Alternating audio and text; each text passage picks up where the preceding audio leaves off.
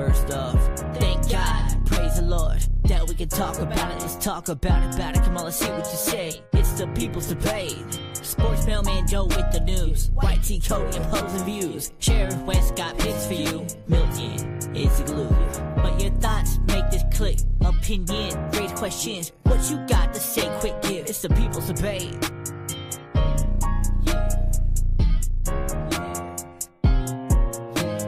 It's the people's debate. Are we on the air?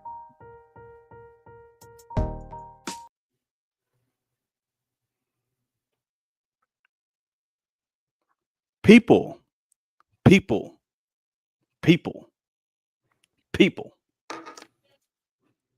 Glory to Jesus Christ, my Lord and Savior. This is the People's Debate. It is June 18th, Wednesday, and the time reads 7:58 p.m. And tonight we talk football. And yes, we are live. I am your host, and I am joined by this distinguished, illustrious panel of brethren. One, to you fellas, thank y'all for being here with me. You could have did anything this Wednesday night, and you chose to be here with your boy for some dialogue and some possible debates. So truly, fellas, like, it's not just for the show. Thank you. I appreciate y'all joining me. And of course, to the people that are out there watching, to the people that watch this back, it's not live, much love and appreciation to you guys as well. And gals, I did a look at our analytics. 0 women really watching us on YouTube. That's not good.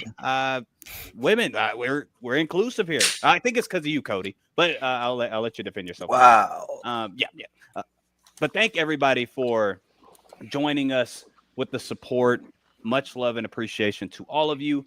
If you are watching this right now, and I'm talking to every single one of you, and if you're watching this and it's not live, I'm still talking to you. Make sure you like the video and you subscribe to the channel. I don't sleep well at night. We as of last week, a week's time, we gained 1 subscriber. I'm pissed off. Please, let's get that number up. If you're already subscribed, well, tell your significant other to subscribe. It's absolutely free. There's no contract. Just subscribe. You're supposed to love others as you love yourself. And right now, I'm not feeling the love. So please subscribe if you care about any of our feelings. Much love and appreciation to you. And yeah, tonight, again, we got football to talk about. We got some top 7s to go around. But before we talk about football, I want everybody to make sure that everyone's put on notice on my distinguished panel of fellows with me. Of course, we have a new face to all the YouTube viewers, but he's been on the People's Debate. But fellas, please introduce yourselves to the people, and if you got anything you want to plug in, by all means, this is the time. Alrighty, People's Debate. It's your boy Joe, the sports mailman. You know, a day before the holiday, so I'm excited. So tomorrow I can be off. No mail will be delivered, so don't be waiting for us, looking for your check or whatever. So just know we're not running tomorrow, people. And it's your boy YT Cody. We're back here with another football debate and talking rankings with the boys.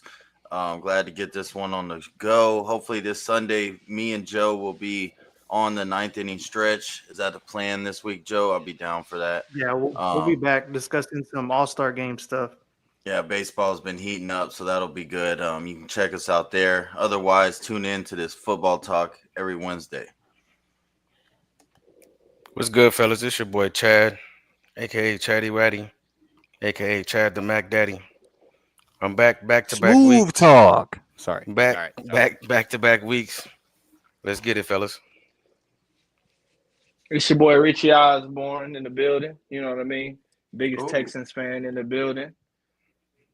I don't know. I'm like, Cody, I'm gonna start fighting over that. Starting it hot. I appreciate it, Richie. But it's good to see Richie Rich back in the building. Of course, Richie, you're always invited. Again, the People's Debate. I got 10 seats. All right. So I don't care. Well, I'm not going to, hopefully not 10 people, but still, everybody is invited, especially if you're already part of the people's debate. If anybody has people that disagree with any of us or has strong football takes or MMA takes, NBA takes, baseball takes, whatever the case may be, again, anybody out there can be on this show, especially if you're just passionate about whatever you have to say, because you can have it be said on the show and then have a dialogue against somebody that might differ from your opinion. That's what makes America great, fellas. When you don't agree all the time, but you can have that discourse. But again, fellas, glad y'all are here with me. Thank y'all for being here with me. And let's get to the agenda. So, of course, first things first, before we do our thing, I'll have our sports mailman over here give us a couple of tidbits of news to talk about. That'll get our feet wet. And then after that, we will get into the nitty gritty of our top 7 wide receivers and our top. Well, let me just do what the actual picture shows: the top 7 pass catchers and the top 7 pass rushers of the 2025-2026 season. Whenever we get into that discussion, I'll go over criteria and I'll go over clarity just for people in the unknown, people that think this is a top 7 list. No, it's not. We'll get there. But Joe, Sports Mailman Joe, please delight us with some news, brother. Alrighty, so breaking news earlier today: former Green Bay Packers All-Pro Jair Alexander signed a 1-year, $6 million contract with the Baltimore Ravens, reuniting with his former teammate at Louisville, Lamar Jackson. That defense now, wow, I'm like, they can't say anything this year how that defense played at the beginning of last year. So it's time to either put up or shut up with that AFC now. I think now they become the favorites possibly with this move. Do y'all agree with that? Anybody who has the take, speak freely. Do you agree that this puts them over the edge? Why or why not? Whoever first, and then we'll start. Maybe. I think their defense is going to be good, but it's still the same question as far as the Lamar, Derrick Henry. They had it. I felt like the game plan was there for them last year, and they went away from the game plan and lost. So I still have that same question as what they're going to do in the playoffs, if they're going to actually utilize the weapons they have and not be, go away from that to lose. They lose themselves. I think until somebody can dethrone Patrick Mahomes, it's still going to be the Chiefs, in my opinion. Okay. With the defense, I mean, I think they had a good 2-corner tandem with Nate Wiggins and Marlon Humphrey. I think this puts them actually over the edge, just because if they can just strictly have Humphrey as like the slot corner, that's what they did last year. That's when he started overseeding as far as expectations, playing much better when the secondary started actually looking like a top 10 secondary, was the latter half of last year. So I think Jair Alexander, as long as he stays healthy, at least 13, 14 games, I think honestly this puts them over. They should, of course, not favorites, but them, Buffalo, Houston, Kansas City, they're in that mix. And I think playoff-wise, this can put them over the hump, in my opinion. Now, go ahead. If y'all got anything else. No, yeah, for sure, because you got 3 top-end cornerbacks now. Jair's probably top 5 in some people's opinions, top 10 more than likely. So now you have somebody else to play against a top receiver on whoever's on the other side of him. So that's a good matchup that you are going to favor probably Jair more times than none. Yeah, I think it's just more than what's on paper. Like over the years, we've had plenty of teams have those rosters, and you look at it on paper from a paper standpoint, and you like, who gonna beat them? And Patrick Mahomes always finds a way.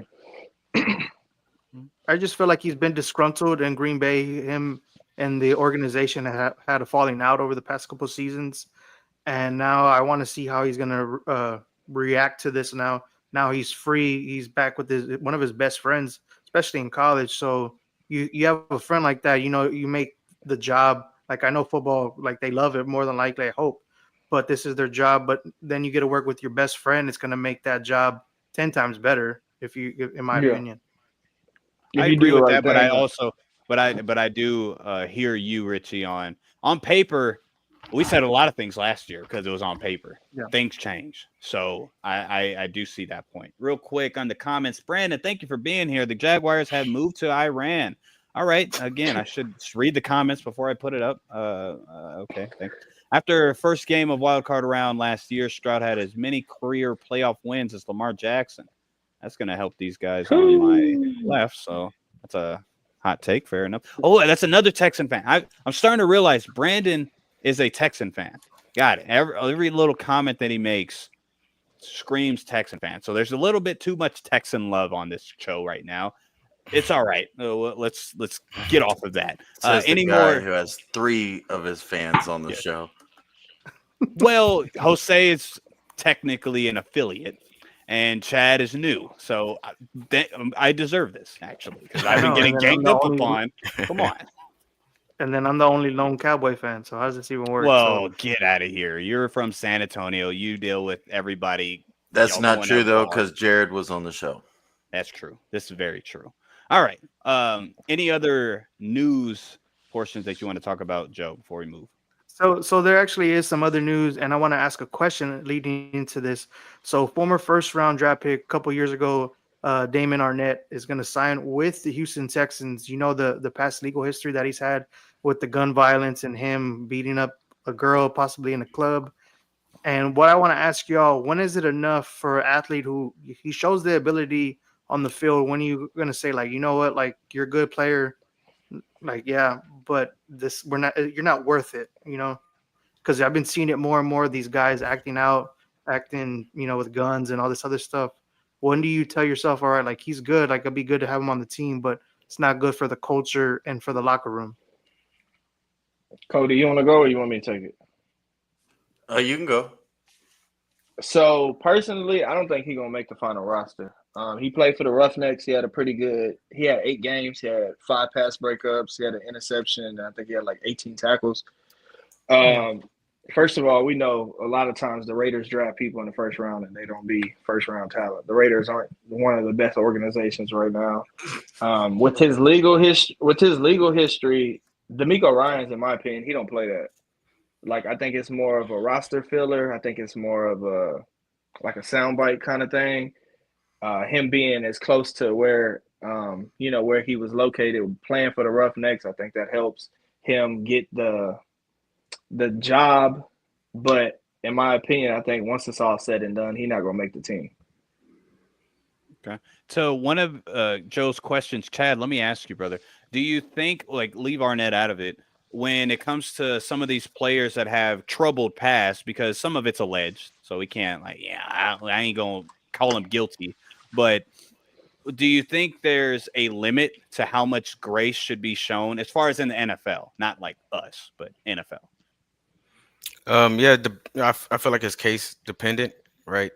But I also feel like each case, no matter how big or small it is, I feel like they all need time to step away, and then maybe in a couple years you come back and you reconsider, and you see if they changed as a person. Because I mean, I'm pretty sure none of them were portraying on the outside that they could have did these things, but after a few years, let them come back and evaluate them again and see if they're ready to play. Because my question is, like, to Joe's point, is if he's not playing, which he's not, because you got Kamari, you got Derek Stingley, you got Peachtree, you got Bullock, you got CJ, you got all these guys who their spot is indefinite, like they're locked into that position. So he kind of ain't got nothing but time on his hands. You know what I mean? So my question is he going to fall, being in Houston, of all places? We all know how Houston is. Is he going to fall back into that? Is he going to, clean his mindset and think to himself, like, I'm okay being a special teams player? Because, that's very important. So me personally, I take the under, not the over. Yeah, well, I'm like they are gonna do like inter team scrimmages and stuff. So there's a possibility like another team sees him like, oh, he has some ability. Let's put him as a nickel corner or like the fourth, like a backup cornerback in a way. So I'm just saying like take Arnett out of the picture and just say like you have a guy who has shown the ability to play on the field, but then teams keep giving him chance after chance after chance, kind of like what happened years ago with Alden Smith out of the 49ers. Teams kept giving him chances and chances and chances because they saw, oh, well, he's a good player. He can, wreck a game on the field. But whenever it came down to it, he just couldn't get his act together. Mm-hmm. I got a spin-off question. So I mean, I'm with y'all. I'm all for giving second chance, right? Yeah. I think it's when it becomes habitual, when the player keeps on doing the same thing over and over, that it really becomes a bad look. So Yeah. now I saw the other day was reported that Henry Ruggs got released from prison and he's already back out. So does allowing players that get released from the NFL for doing these kind of things, but then bringing them back, now open the door for things like players like Ruggs and stuff to get Yeah. back in? And do y'all agree with that? Yeah. That's another thing. Like, imagine in a couple years, like if he's training for a whole year and a team signs him, can you imagine the uproar that what's going to happen if he does sign with somebody? See, Yeah, with facts. Ruggs, I get the one. I agree. There will be I mean, the uproar is going to be crazy. The media is going to be crazy. I agree with Oh all my of God, that. yeah. But with his case specifically, you can. We don't know his heart, of course, but there's remorse. He did time. It it wasn't like a purposeful, like, oh, I beat my wife or I beat my Yeah. this or I beat this. It was a young dude doing something stupid and he had to deal with the consequence that happened. Now, Yeah. did he face the proper consequence? That's up to the family and whomever.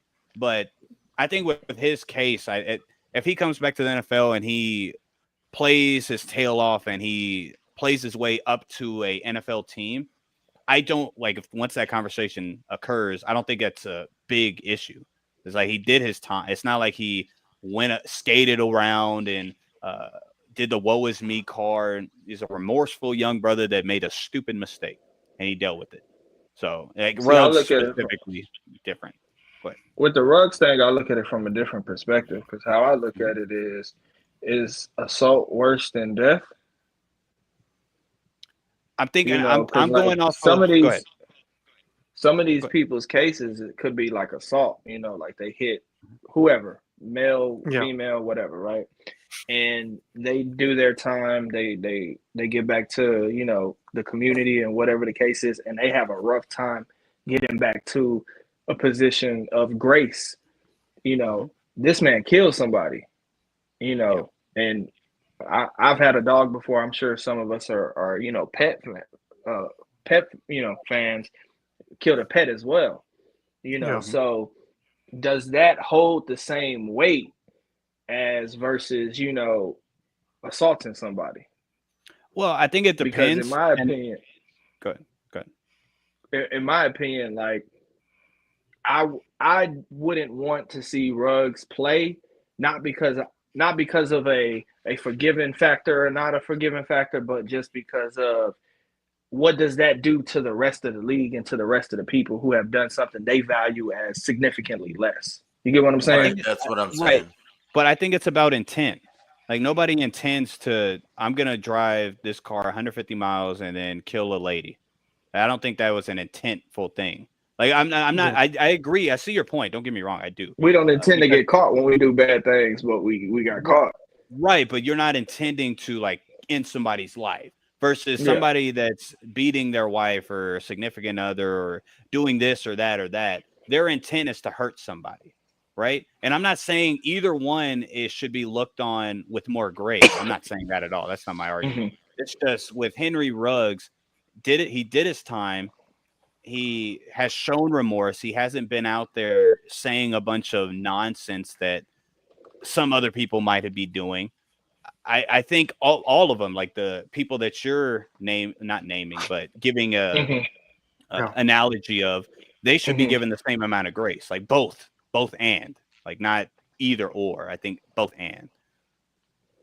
If somebody goes in for murder, Yeah, well, I mean Ray That Lewis. that shout shit out, is just right? crazy to That's think different. about, though, right? If It's we just allow Henry Ruggs or something in after killing someone, or that's no telling what opens the But door up for but what did next. he get? It wasn't murder. It was like manslaughter. There's a difference. Like murder is an intent to kill. My I mean, if that intention is that to man do something. 150-mile-an-hour hit your kid, you'd want him in prison for Of life, course, that's a right? personal Yeah. thing. But I'm speaking like yeah. objectively, not like of Yeah, their it's behalf. just a I get it's it just a though. sticky situation. It's going to be interesting to see whenever it does happen because he's probably in like a halfway house right now, or like Right. a home like house arrest right now. So we don't know now, but we'll see. Like, because something like this has never really happened in the NFL. Like, there's Mhm. been cases where they're like assaults and stuff like that, but this is like a new thing together. Like, of course, the Michael Vick thing where some animals were, they lost their lives in that process, but people in a sense don't think of animals compared to humans. Some people, so that was I a think different thing. I think if Henry Ruggs does pop up back on the NFL at least circle, this will Mhm. be a conversation to come back to because again we have Mike Vicks that people love, by the way, Ray Lewis's people love, by the way. It's a lot of other scenarios that we could start discussing and plugging in, and then having a more, I guess, I fruitful or mean, trying to really get we down got to it. we got the XFL, we got the Canadian Football League. Like you got other leagues. I just feel like we as fans, a lot of times don't want it to be political, and by allowing him to play, man, that's just gonna open a whole different type of political game. I mean, I don't want Oh to yeah, get for too sure. deep into that, but like look at the Kaepernick thing. My man's kneeled, and my man's ain't never playing ever again. You know what Yeah. I mean? Like he kneeled. We referencing a person who kneeled for what he believed in. Right or wrong, however anybody want to look at it. Right. Regardless of how we feel, whether whether this millionaire was able to get off on manslaughter, because let's keep it all the way a buck. If he Right. didn't have the money, would it be manslaughter?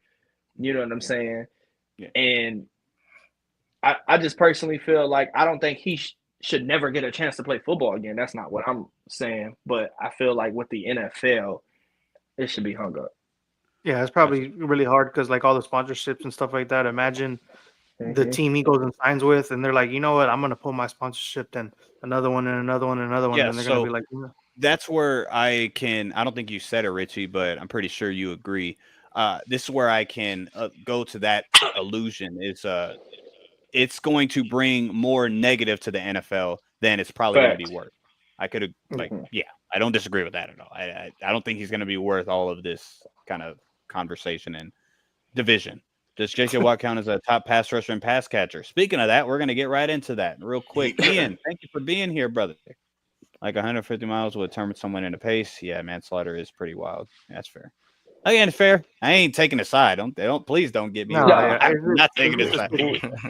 it's just a big thing. Like I was thinking about it, like guys who get in trouble, in all sports, like baseball. There's a bunch of guys who get caught up in domestic violence stuff, and they end up getting suspended 50, 60 games, easy. And like it's crazy. Like, and then they come back. But the thing is, baseball, it's not as popular compared to NBA and NFL. Social media So wise, right? yeah, so you don't see an uproar as much compared to these other sports, basketball and baseball. I mean, basketball, football. Right on. All right. Is Sports Mailman Joe, is that all the news you got? And then one last thing, man, I'm gonna tie it into football relations. But earlier today, the Los Angeles Lakers sold for a record $10 billion earlier today. So what I'm gonna ask y'all, is there any franchise possibly in the NFL that can overtake that? Because that is now the biggest purchasing price for a pro franchise in sports history. You a fan of them?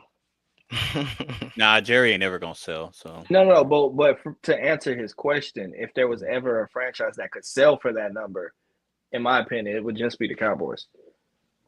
think so. I think a couple teams could sell for it. Yeah, I I think think possibly the they would. Cowboys, maybe the Giants, Chiefs. maybe Chiefs, Patriots, Chiefs, maybe. yeah, maybe Chiefs. I don't know. Well, Chiefs in maybe small when But the markets. so Patriots. why I'm saying it from this perspective, my bad, I didn't mean to cut you off, Joe. What I'm saying it Oh, from you're this good. perspective of how cold it is The Cowboys, no offense, Joe, the Cowboys trash right now, and they can do it right now for that number. Y'all referencing teams that are like striking while the iron's hot.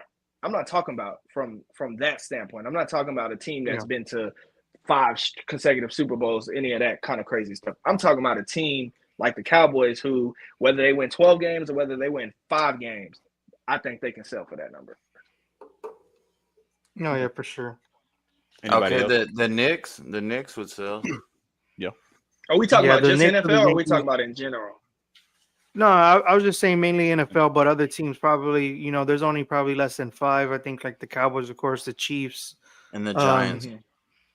the Yankees probably could sell for about Yeah. 10 billion. Yankees for I sure. agree on the Oh, for Yankees. sure. I agree on But the Yankees. a lot of these teams are owned by families. Like now, it's getting less and less where these families are starting to get pushed out for these like mega corporations that end up buying up these teams. Now, so you see these families that have been running these franchises get like kind of pushed out more and more and more. So it's very Manchester like you're not United. seeing as much. But Manchester United, a couple soccer teams, I think can. yeah, like they're owned by Fenway Sports Group, so they are owned by the Red Sox and Manchester as well. So that's pretty crazy. Do you not like the corporations buying teams, Joe? I feel like that's exactly what would be the best for the Cowboys. I don't like it, man. Like I just think that they don't look at it as a business. Like they're thinking of it as a business, and they start thinking about like, oh, how much money do we have? Like, oh, it doesn't matter what we have. They're not looking at everything. They're just looking at numbers and stuff. They're not looking at the product on the field. They're like, oh, who cares? We're gonna end up making like billions of dollars anyway. Who gives a shit? Yeah, that's already what Jerry's motto is. So. I was just about to say that. Like that's what I'm saying. Hey, he's going for it this year, man. He's going for it this year. Joe. Speaking on that, Joe, do you feel like when you have like a family ownership, do you feel like after a person hits a certain age, they should no longer be able to make specific decisions? Well, Jerry over the past couple of years has been getting like iced out on certain things, like in drafts and stuff like that. He is not one of those guys now that's making a lot of these picks. He's just a guy like, hey, I'm gonna pick you at this pick. Thank you for becoming a Dallas Cowboy type thing now. So, do you agree with the point of after a certain age, like a person should kind of get pushed out of the decision making? I feel like Will McClain is like the real guy behind the scenes, but they're just not going to talk about him as much compared to the his son and Jerry, of course. But Will McClain is a vital point in how they draft pretty well every season. So to Richie though, because you still haven't answered. Do you think? I said no. Okay, no. Okay, it's all about competence. I would say. I don't think. That reminds me of like a lot when people say you're too old, you need your driver's license took. Right. I think about it's all about everybody ages differently. Yeah, but that's why I say like he's not the guy. He's just the guy running around talking on the media. That's just Jerry being Jerry, regardless. But him like on the behind the scenes drafting people, like doing stuff like that. He's not the guy that's doing that anymore. Yeah. All right, fellas. Let's get into our top 7 pass catchers and pass rushers. Any way y'all want to start? Pass rushers or pass catchers? We can do pass rusher first and then say receiver. I feel like receiver gonna be more spicier. Do y'all want to do it? If I may throw out a suggestion, guys, to make it a lot easier. Do y'all want to like if we were to name a person and if we all agree that person's like, because I more so want to get to the nitty gritty of like Joe has this guy on his list and I don't, and go the dialogue there versus us all having said person on the list. You know what I mean? Or do y'all want to do 7 down to 1? Yeah, we could do 7 down, so then we're able to post some content. Because I got to click. I got you. So once I'll do it my boom, and then we'll clip it, and then we'll start discussing like why this person wasn't in your list. I'm gonna write it all down, so I'm gonna know who's not on. I got a notepad too, so I got you. Okay, but real quick, just for clarity reasons. On the criteria, if y'all's criteria is different than mine, I don't care. Just make it make sense, please. Have some logic behind it. Don't wing it. Just have something behind it. just because y'all know me, I'm going to, if I disagree, I'm going to let you know I disagree. And I'm going to need some kind of reinforcement for your pick or your ranking. So criteria for myself is, of course, last year, you can't take away last year. Last year, going into this year, last year plays a factor. How they played last year, how good, bad, whatever the case may be. Overall talent, obviously, is going to play a factor. Like, are they actually that good to be in a top 7? Because you got to be, pretty elite to be in a top 7, typically. Also, of course, are they going to a new scheme? Is it a new scheme enforced? A new team? Or even if does the progression make sense? Are they going from here to here to here? And then now, I mean, they were top 10 last year. Boom, they could be top 7 this year. Like, that's kind of the criteria I was running with this list on both ends. Also, I'm sure everybody that's watching, and you fellas as well, I'm sure there'll be a lot of clash, and y'all know I'm here for that. That's what I love about this show, is the clash. So, of course, once we say our list, of course, keep it, and then towards the end, we'll start doing our clashes and debates on why you left this person out, maybe expound on why this person is in, why this person, et cetera, okay? I'll start it off just so y'all could get the gist of how I want y'all to do it. Again, you could be yourself and do it how you want, but just the structure, I'm going to do honorable mentions first, away from the top 7. I'm going to say my honorable mentions, and then you're going to see me do the top 7 thing for clipping purposes. All right. So we'll go. You said pass rushing, Cody? Yeah, sure. We would do that for. I just figured the receiver would be more debate. Yeah. Okay. Well, I think pass rush might get a little debate. Remember Yeah, last year, it got a little spicy last year, and I was right on one thing, other ones not so much. But hey, I'm gonna give my honorable mentions on who I believe will be who could be in the top echelon of edge rushers of 2025, 2026. One, I'm gonna go with Buffalo. Not, again, honorable mention, not number one. At one of these guys is Greg Rousseau from the Buffalo Bills. He just got paid. Sure. He played well last year. He's constantly getting better and better and better. Now, top 7, little steep for me, so I'm not going to have him in there. George Karlaftis from Kansas City Chiefs, also getting much better, much better, much better. And I think he's just going to get even better. 2 more. Three more. Nick Bonito from the Denver Broncos. I think Nick Bonito can.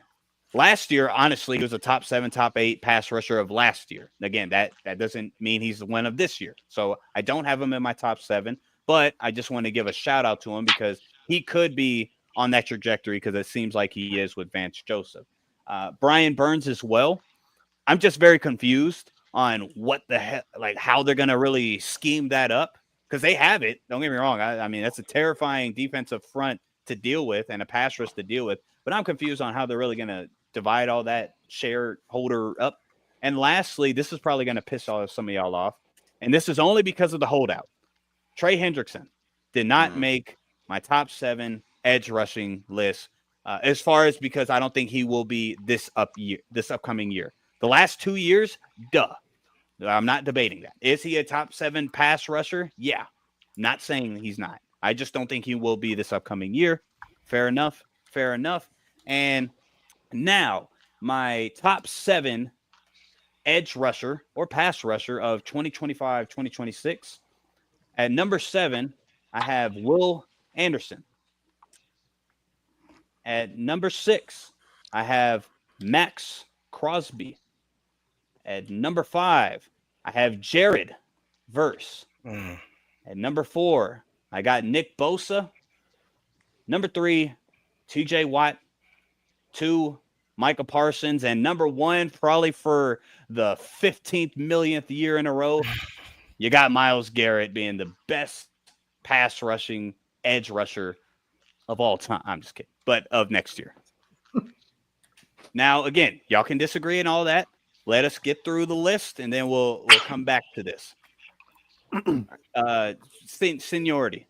Go ahead. Alrighty. This is the Sports Mailman's top 7 pass rushers going into the next season, 2025, 2026. At number 7, I have Will Anderson. At number 6, I have Nick Bosa. Number 5, I have Max Crosby. Number 4, I have T.J. Watt. Number 3, I have Aiden Hutchinson. Number 2, I have Micah Parsons. And number 1, I have Myles Garrett. All right. Okay. Cody Code. All right, this is YT Cody's top 7 pass rushers going into 25.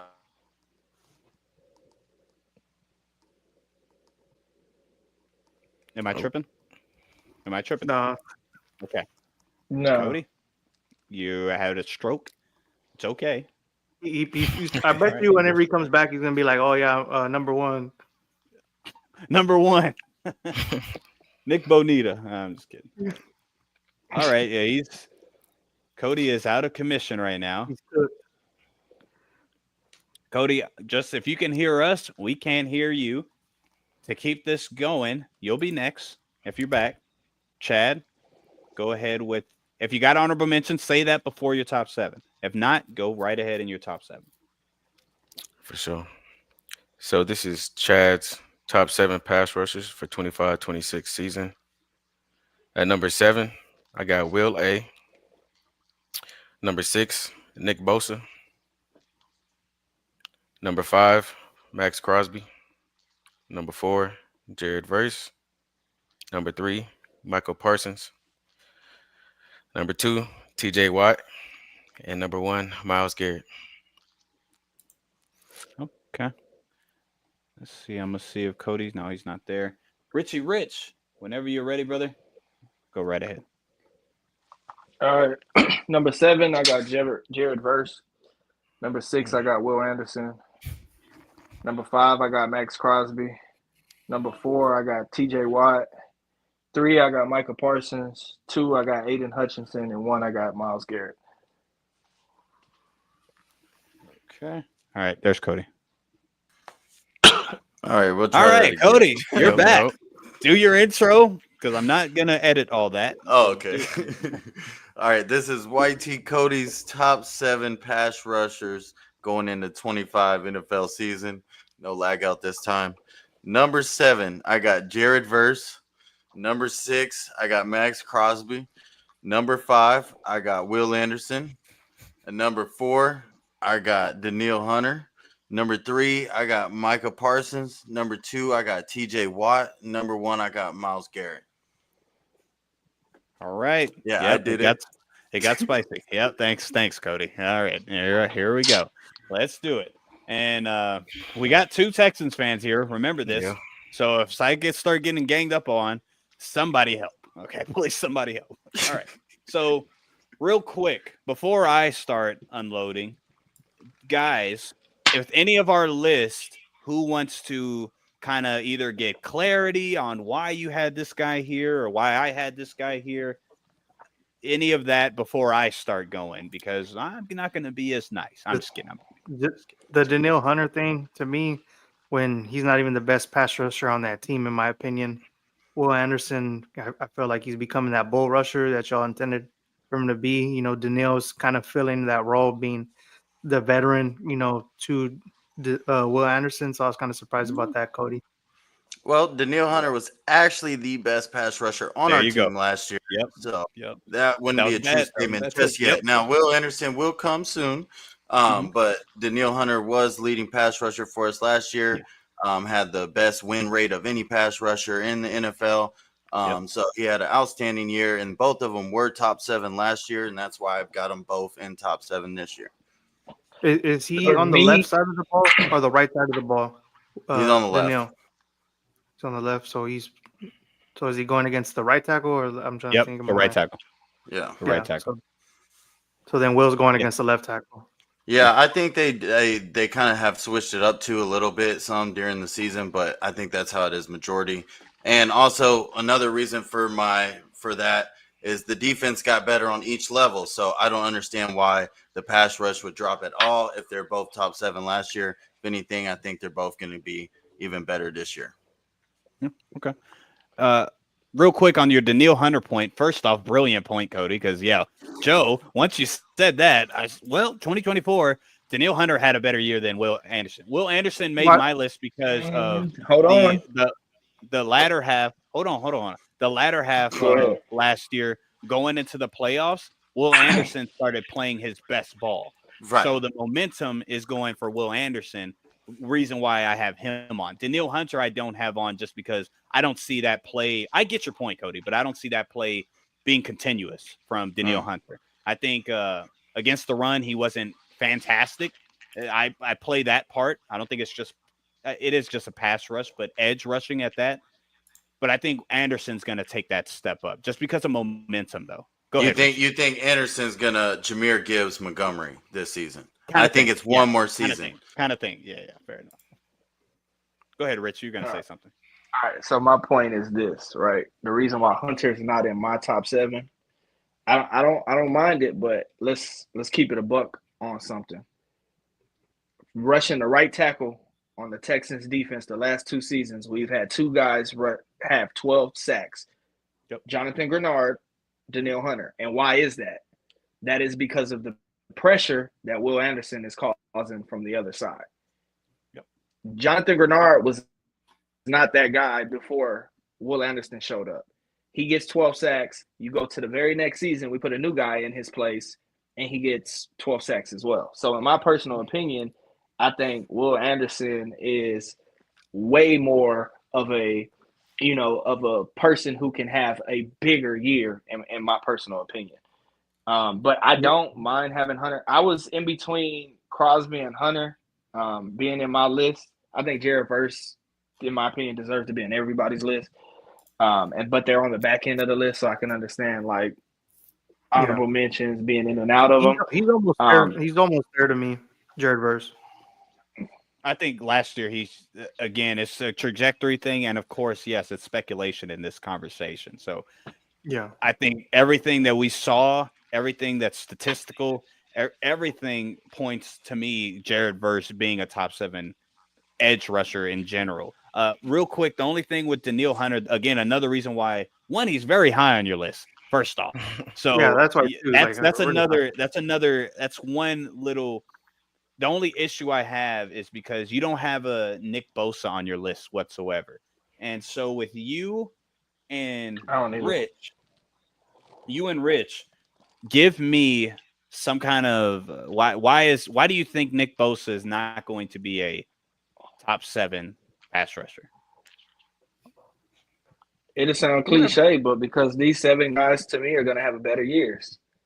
Like, in my opinion, the top 4 solidified. In my opinion, Garrett, Watt, Parsons, and then Hutchinson, 7.5 sacks in 5 games.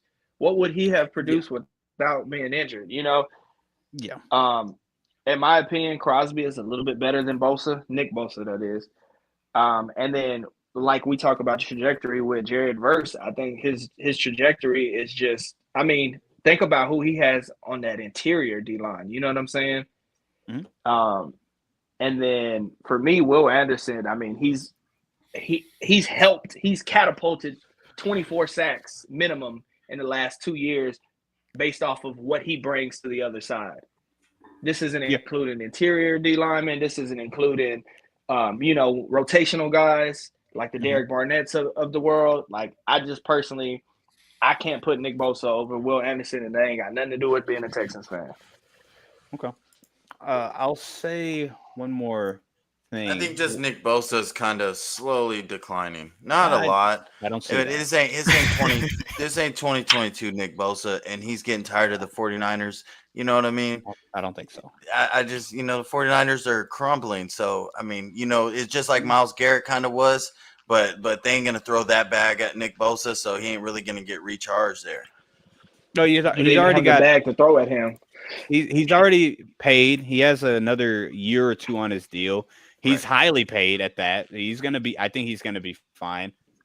As far as the team, and also getting off subject, but back somewhat subject. Richie, when you have Hutchinson, I get why you have him. So don't get me wrong. And I could be completely wrong for not having him on my list. But the reason why I don't is because last year he was on a run where he was going to be the defensive player of the year. No, I'm not arguing that.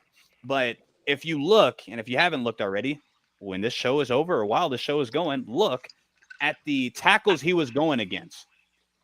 Any of these guys would have the numbers that Hutchinson had. And yes, that's just a what if. I got that. but he didn't have the competition in his 5-6 games playing. That's why he just disgruntled and dismantled every single tackle he went against. And you are who you play. That's fair enough. But the way his trajectory was going to Defensive Player of the Year for sure. I just don't think the schedule they have this year and him coming off of that injury, I just think it's going to take some time. I think the defense was actually going to be better than last year, but I think it's going to take some time for him to really exceed and excel to like on your list being like a number 2 edge or / pass rusher. But I get why he's there because talent-wise, he's him. I got it. The reason why you have him so high is because of what you saw last year, right? Well, in general, not just last year, but in general. Yeah, that's why I had him at number 3 as well. The trajectory of how he plays, and you could see the drop off of the pass rush with him not being there. You could see it. Of course. Yeah. So Yeah. Agree. Let me look at Shaw's list again. So number 1, all of us had Myles Garrett. That's good because if you don't, Yeah, then crazy. Yeah, I'll be upset. Number 2, we had Cody with TJ, Chad with TJ, Richie with Hunch, me with Micah, and Joe with Micah. I think that's fair. TJ, again, Hunch, if he goes back into what he did last year and it wasn't just because of the competition, fair enough. Yeah. I think it's the competition. TJ And wanted Micah. my bad. I spoke out of turn. Hutch is 3 and Parsons is 2 on my list. Okay. I was reading it too fast. No, you're good, man. I'll edit that. You got to redo it all again. Your whole list, the introduction. Go edit it. Hey, go edit it. So Michael Parsons, TJ Watt. I think Chad and Cody. Tell me if you disagree. I think it's both of them can have a number 1, honestly, season next year. Either one of them have the talent to do it. I think Parsons only gets held back by how they scheme him. We've talked about this on the show before. If they use Parsons right, he can have great seasons, one of the top edge rushers in the league. But then when they play him the other way, then his numbers go down and he doesn't get looked at as good in the edge rushing category. Yeah, this year I feel like their pass rush is going to be really upgraded compared to last year. You draft Azaraku in the 2nd round, Nealon's back, Sam Williams.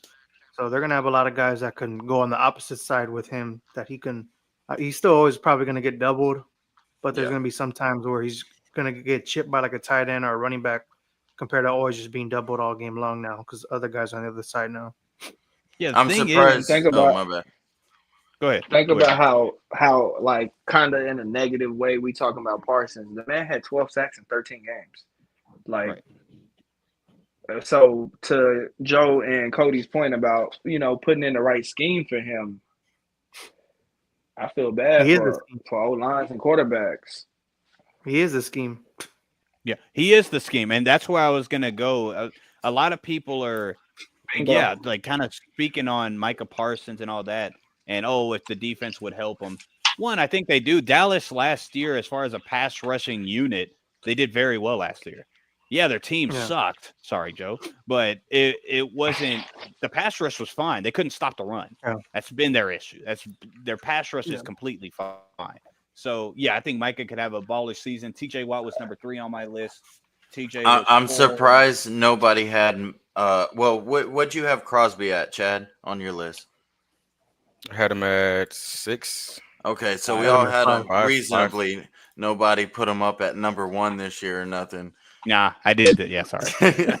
I thought I was going to be right. I'm sorry. you shoot sometimes and you miss. I will think he does have a little bit of a bounce back year because I know last year was a down year for him, but he was hurt. He was hurt as well. Right, yeah. Which didn't help me at all. But speaking of edge rushers, hey, don't y'all forget Andrew Van Ginkel. All right. Y'all laughed at me. He was. I was gonna. You had him top 10, right? Not top 5, though. Top 10. Yeah, top 10. I had him at 10, so I played it safe and I won.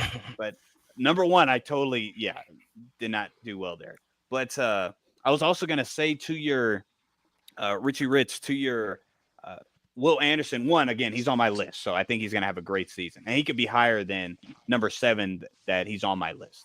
But to your with Grenard, yes, he had a great year with them, but even with I think it's if you have a good other player on the edge to help or be better or whatever the case may be, that just enhances any kind of play from a really good pass rusher. Because last year he had like 11 or 12 sacks still. He had 12 So as well. He had 12 both years. So he still played fine, but he had, Van Ginkel, that man, that legend on the other side. So, you pushing the quarterback the opposite way because you blowing up your side and you blowing up a harder position because you blowing up the left tackle versus the right tackle. You get what I'm saying? Yeah. I got you. And I think Grenard last year, though, was on the opposite side. Like, he was going against the left tackle. Van Ginkel is a right outside. Like, he's going against the right tackle. He's going into coverage. He could have had an even better year, but I mean, the pick sixes were fine. That made him case. Yeah.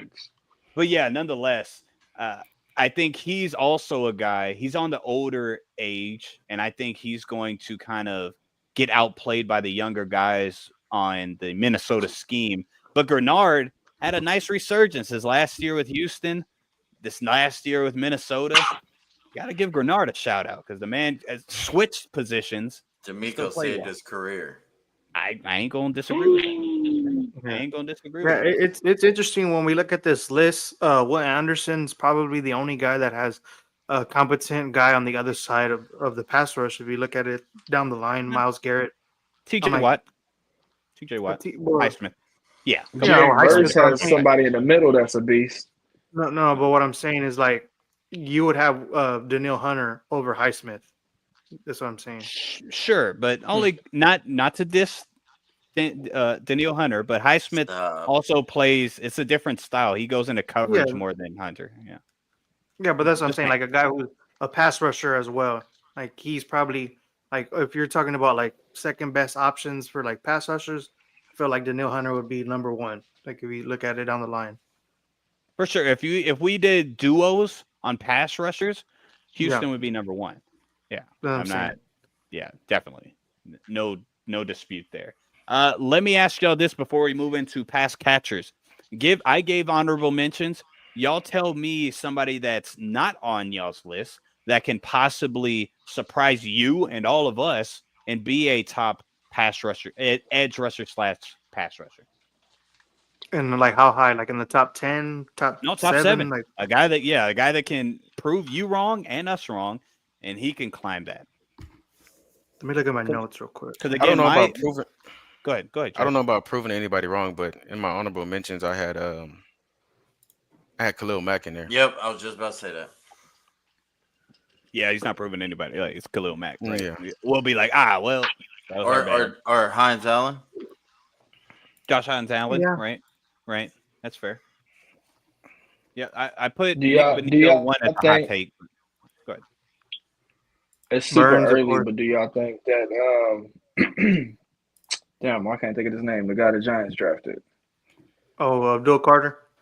Yeah, do you think Abdul Carter, because of how good the D line already is, right, with Dexter Lawrence and those guys, do you think that he can have a 10+ sack season as a rookie? Sure.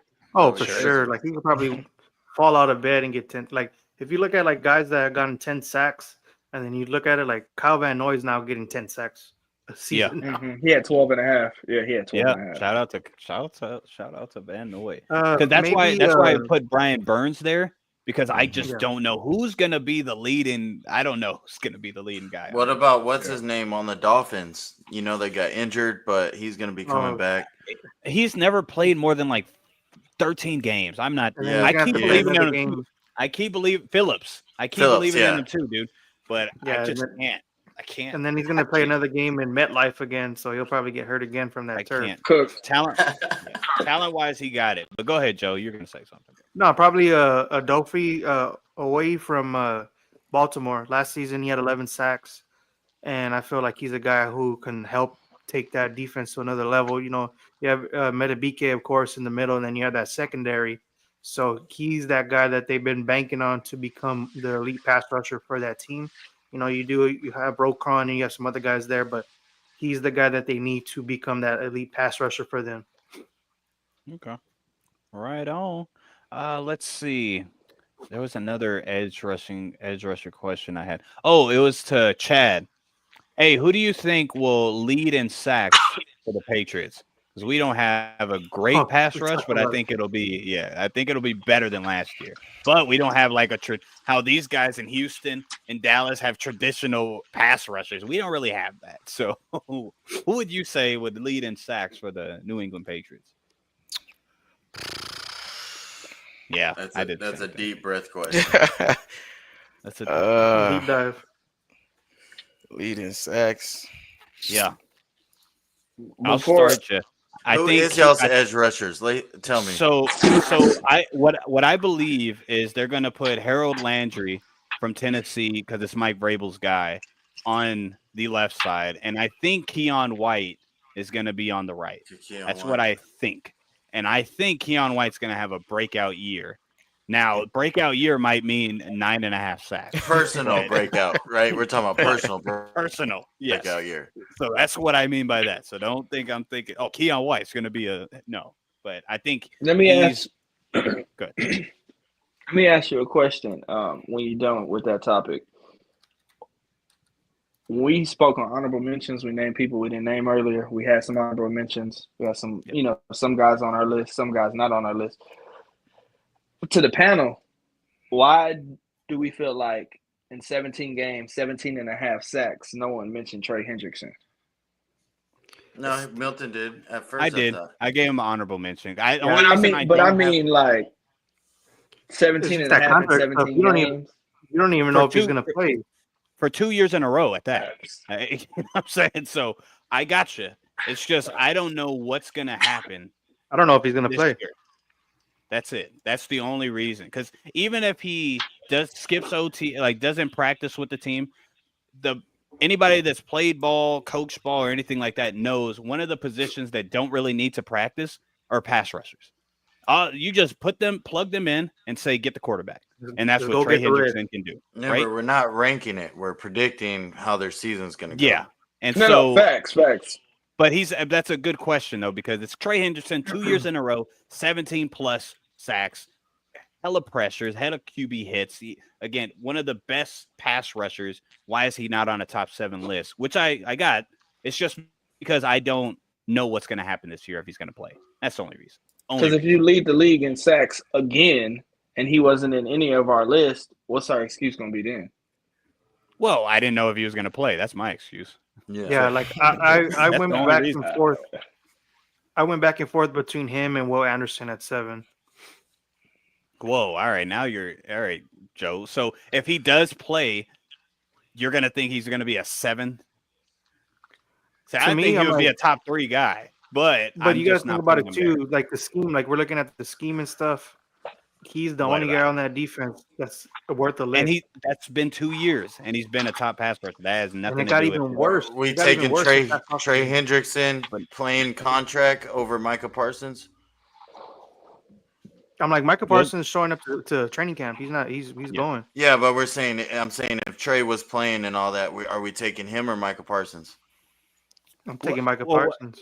on my team, if I'm starting a team, Michael Parsons. He's Yeah. younger. Okay. Yeah, So for then sure. Trey's be like 4th, 5th on y'all's list as Well, far as if we were ranking. you're saying like overall Yeah. body of work? Yeah, it'd be like 4, 5. Okay. Yeah, but he if we look at this list, he would be the oldest pass rusher on this list too. So you got That's to look true. at that in the hindsight as well. He is another year older. He's in his 30s now. So these other guys are like in their primes, and then the only other one on my list that hasn't really hit their prime yet as well. And Aiden, you see the glimpses of him coming into fold, but And Jared all these Verse. other guys are a lot younger. Yeah, and well, he didn't have Jared Verse on his. Oh, you But didn't? Wow. ours, yeah, No, he I didn't didn't have see Jared. enough. But Chad, I got you had some time to think about it. Who do you think's going to be the best You pass can't rusher? run away from this question. Be like Mike Vrabel. Hey, We're talking about ends, right?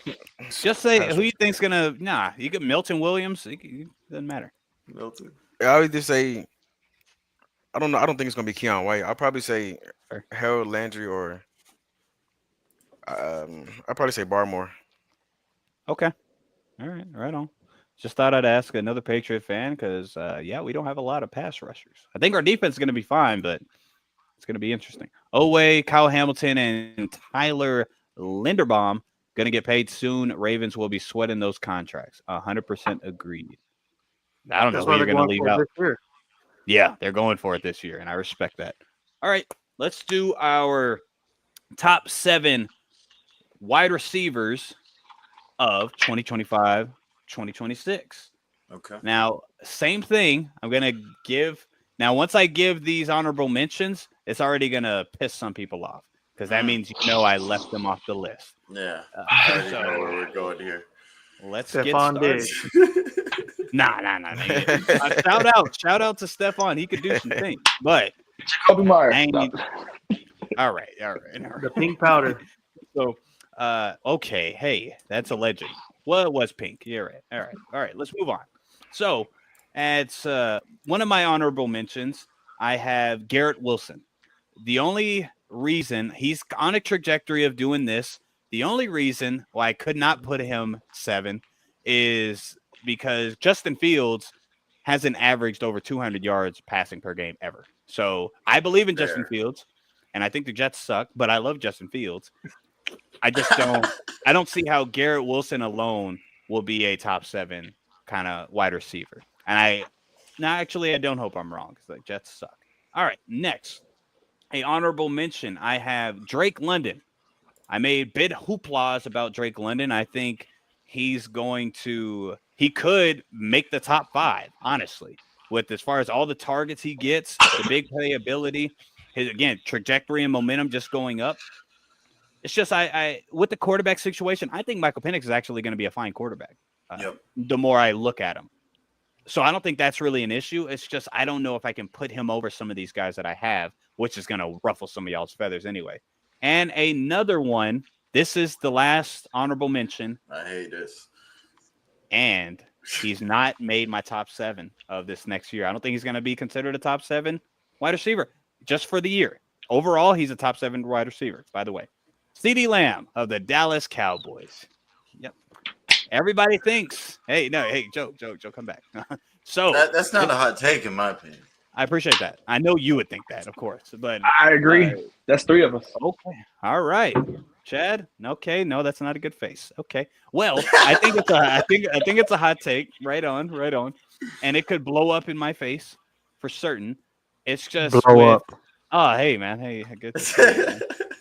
But with CeeDee Lamb, the shares he's going to have to do with George Pickens, which I think he's going to be okay with. I don't think he's going to have an issue. I don't think he's going to cry. He already got paid. I don't think any of that. I just don't think he's going to have a top 7-esque season next year. Again, not top 7 wide receiver. He is. He's not going to have a season of a top 7 next year. That's all. Well, this upcoming year. All right. Now let me get into my list.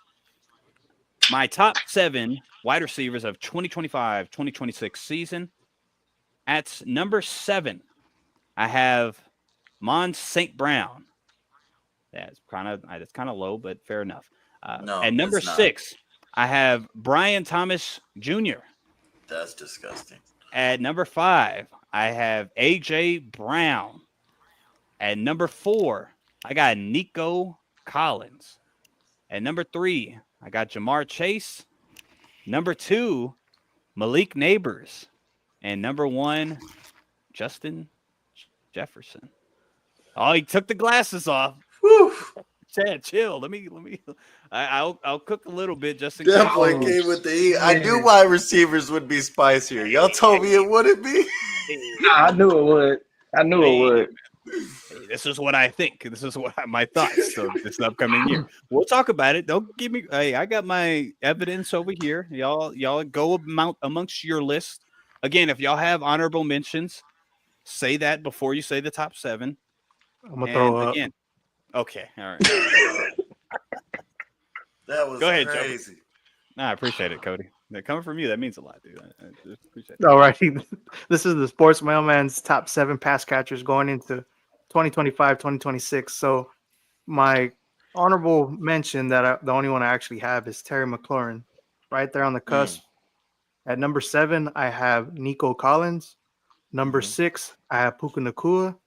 Number 5, I have Amon-Ra St. Brown. Number 4, I have A.J. Brown. Number 3, I have C.D. Lamb.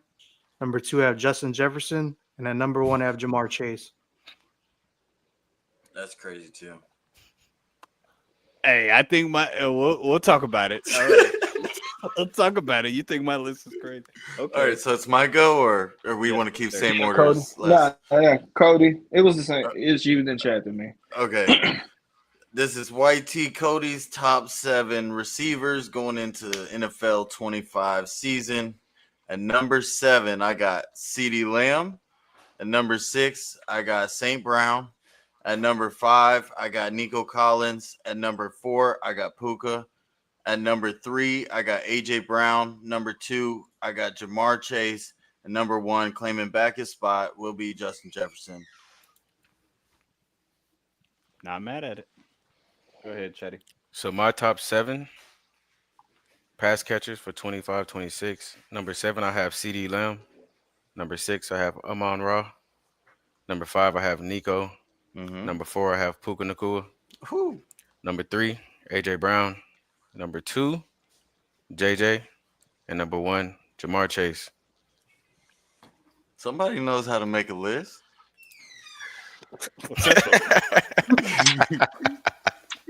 Richie Rich, go ahead, brother. All right, so number 7, I have Nico Collins.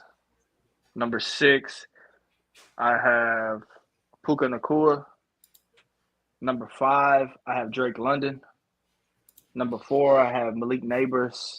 Number 3, I have Amon. Number 2, I have Jay Jettas. And number 1, I have Chase. All right. That's a hot take too, list. I like it, by the way, Richie, but come on, guys. Give him the same stuff y'all gave me. But all right, let's go. I'm like Brian Thomas Jr. in the top 7. Right. No Puka in your list? What? Who? I got Puka in mine. I'm the only one. No, I'm talking about Milton. Yeah. Cool. All right, let me ask y'all this. Who do y'all think, as far as targets share, was number 4 and number 5? Just guess. Brian Thomas and Malik Neighbors. No. Okay, all right. Yeah, I knew. I swore it was about to be a Brian Thomas hook in that. No. That's not the hook. So let me just go over. So number 5 in targets last year was Puka. And don't get me wrong, fellas. Like, yo, if Puka is a top 7 receiver, I'm okay to eat that because Puka is a top 7 receiver. He's better than CD. No, I'm just kidding. Okay, but he's a top 7 receiver overall. I 100%. Yeah, I think it's more even than what people want to give respect to. But also number 4 in targets is a guy that just went over there in Devontae Adams. So the reason, just so y'all know my reasoning is just I don't think he's going to have the stats and the targets and the receptions and maybe he has the touchdowns. I'm not arguing that part. That will put him over some of these wide receivers that I put in my top 7. That's all. Just for the year. That's just so y'all know. That's why I left Puka out. That's an inflated stat because Devontae Adams only has those targets because of the whole Garrett Wilson, Aaron Rodgers vibe. If Aaron Rodgers and Garrett Wilson would have been on the same page, that shit would have never happened. That's a big what if, but I'm telling you what happened. And he had targets, and he was also number 9 in receptions. He's going to get his target share. Devontae Adams isn't doing this. Devontae Adams is catching 7-yard touchdowns. Puka's getting all the yards. I feel like we can say the same thing for Cooper Kupp before Puka got there. He had a very high target share. Mm-hmm. But like Puka Cody said, right, Puka pulled up and Cooper Kupp kept getting injured. Cooper Kupp kept getting injured, 1, and then 2, Cooper Kupp became like the slant guy. So yes, if Devontae Adams becomes Cooper Kupp, sure. But Devontae Adams is not a Cooper Kupp. He's never been a Cooper Kupp. So I don't think he's going to start in Los Angeles. So again, the only reason why he's not on the list, I ain't saying that y'all are wrong, because I like Puka on the list. It's just I don't think he's going to over exceed the guys that I even have on my list.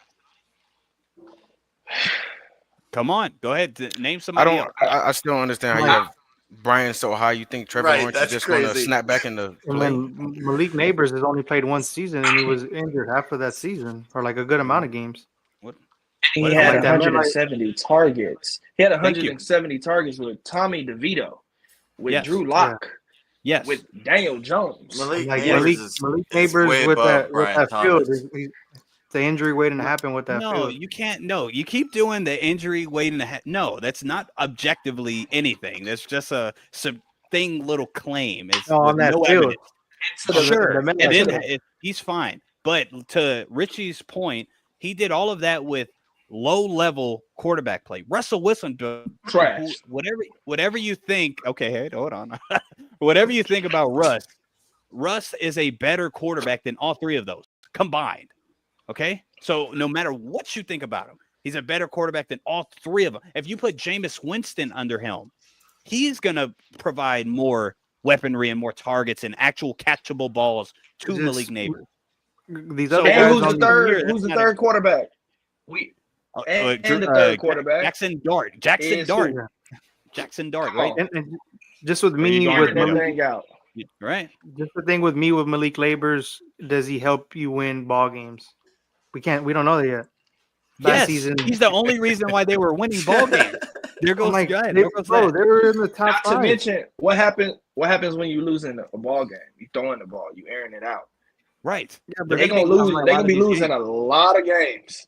They're going to be losing a lot of games. He is going to get the same target share, but more catchable balls and probably more targets. So I have no idea why he's not into your top 7. It's just, I Okay. gotta he's a rookie. He was a rookie last season. He has to show it again. He has to prove it to me, in my opinion. Another one we got to talk about, though. Enough on Milton. Joe, how the hell do you think CeeDee Lamb's going to have a better season than A.J. Brown?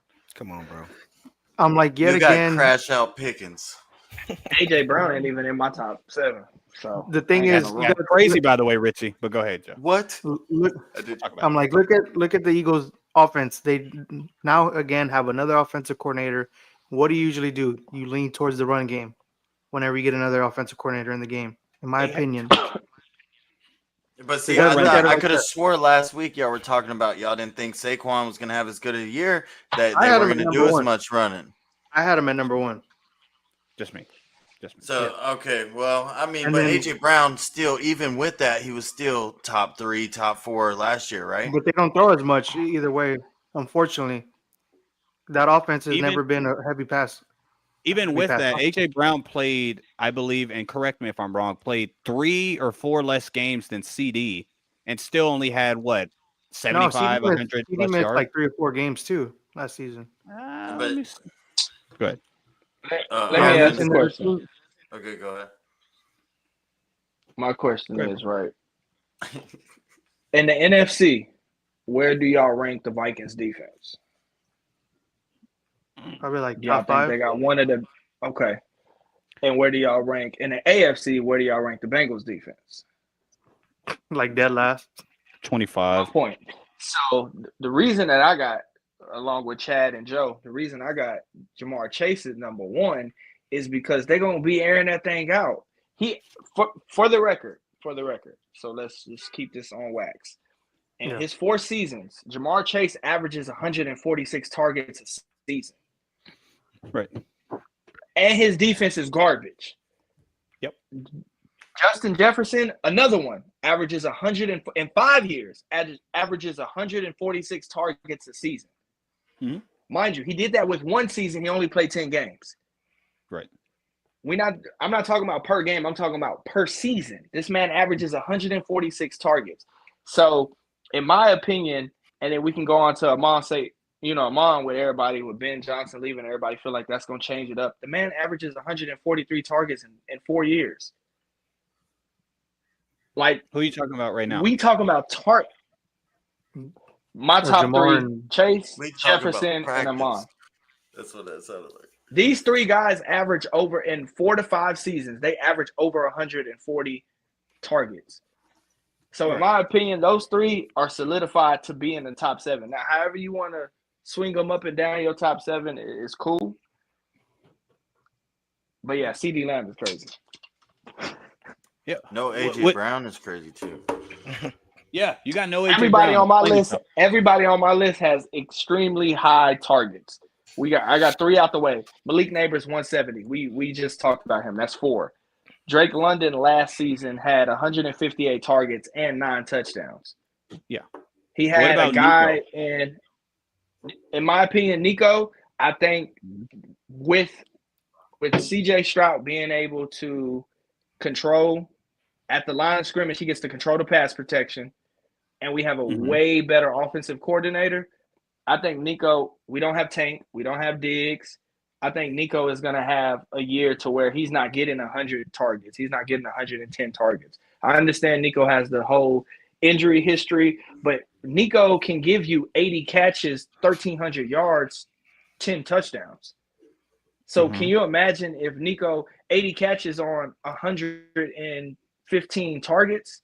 Can you imagine if we turn that number into 140 targets, 150 targets? Right, but He you could doesn't play have a this. scrub on the other side. He doesn't have a scrub on the other side, and he doesn't have a scrub in the slot. Whether you want to do the rookie or you want to do what's Cody? Help me out here. Where'd you have Nico ranked? 7. Nico on my list is 7. 7. But okay. you could play I got that Puka same in front of him. I got London in front of him. Neighbors, Amon, Jefferson. with the Nico point though. You could play the same argument with AJ. AJ doesn't get as many opportunities as a lot of these other guys, only because they're a run first team. Imagine if he got 30, 40, 50 more targets. He's already at that upper echelon. He would be even higher. Do the Texans have Saquon Barkley? No. Do the Texans have a running quarterback? No. So in my opinion, we're talking about these guys having great years. I'm not saying AJ Brown isn't going to have a top 10 year. I just don't think AJ Brown is going to have a Nico Collins year, considering our quarterback doesn't run as much as their quarterback does. Considering our running backs combined aren't Saquon Barkley. Majority of these games at the end of the game for the Philadelphia Eagles, they're going to be up. They're not throwing the ball. I can't fully say that being in the AFC, the Texans aren't with a division-winning schedule. I can't say that the Texans aren't going to be in dogfights at the end of games where they got to throw the ball, where CJ is going to be looking for Nico. Do you feel like the Super Bowl champions are going to be at the end of games this year in dogfights to where they got to throw the ball down the field? They could be. Or do you think they're going to lean? Or do you think they're going to lean on a guy? You got to take Drake London out. Or do you think they got to lean on a guy? They're going to lean on a guy who should have won the MVP last year. Well, I don't think they're going to. So I say this respectfully, as far as to Saquon. The reason why I didn't have him like number 1, like everybody else, is because that's not going to fly, in my opinion. He could prove me wrong. He was number 2 this year. That was his first time on a great offensive line. They didn't know what to scheme against. And we saw in the Super Bowl, it's only one game, fair enough. I'm not making this to make a bigger point. We saw in the Super Bowl, you can stop Saquon. Yeah, you could stop the run. Anybody can stop the run. And when you really know, they did stop Saquon. The run. We're not talking about Saquon. The run. No. Saquon. If you scheme for Saquon, then Jalen Hurts, right? I mean? But he's also more forced to make more attempts throwing the ball as well. Yes, he can run as well, but also he will throw it more. So I see your point with Nico being in a top 7 because I mean, for God's sake, he's what on my list? He's number 4 on my list, so he breaks the top 5 for me. It's just putting him over AJ, not having AJ Brown. What the heck is that boy on the solo show? Joe, what did I do? That boy on the solo show. Yo, what up with it?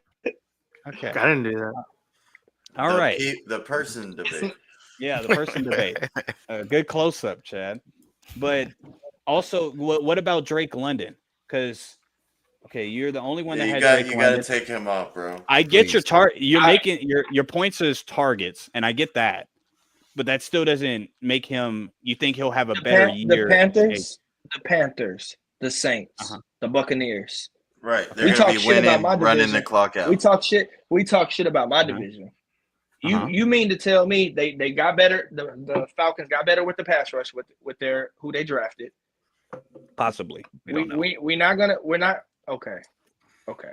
But I'm with you. We're gonna sit here and we're gonna say that Michael Penix isn't potentially going to be arguably top 3 of the quarterbacks drafted in his class. Yeah, I definitely would argue that he's not. Sure. All right. That's what I wouldn't say that. We'll see. Yeah, we will. But we're gonna see. And not to mention they got a losing schedule. They're gonna play a losing schedule. Right. Their division after this season, their division might be worse than ours. It might be. Who's the Saints quarterback? I think it is. Who's worse the than y'all, by the way? Bryce Young? Okay. I think the Bucks are good. Are good. We beat the Bucks. And then we play the Bucks this year, so we'll see. I'm like Atlanta probably. Our division is trash. I'm like Atlanta. I think NFC South is worse than AFC South. I think so. I think the lower is because of the Saints are so bad. I think they are the lower of the low, but all around ours is pretty bad. No, Saints or Titans. Who you think is the worst? Saints. Yeah, because the Titans finally got a quarterback this year.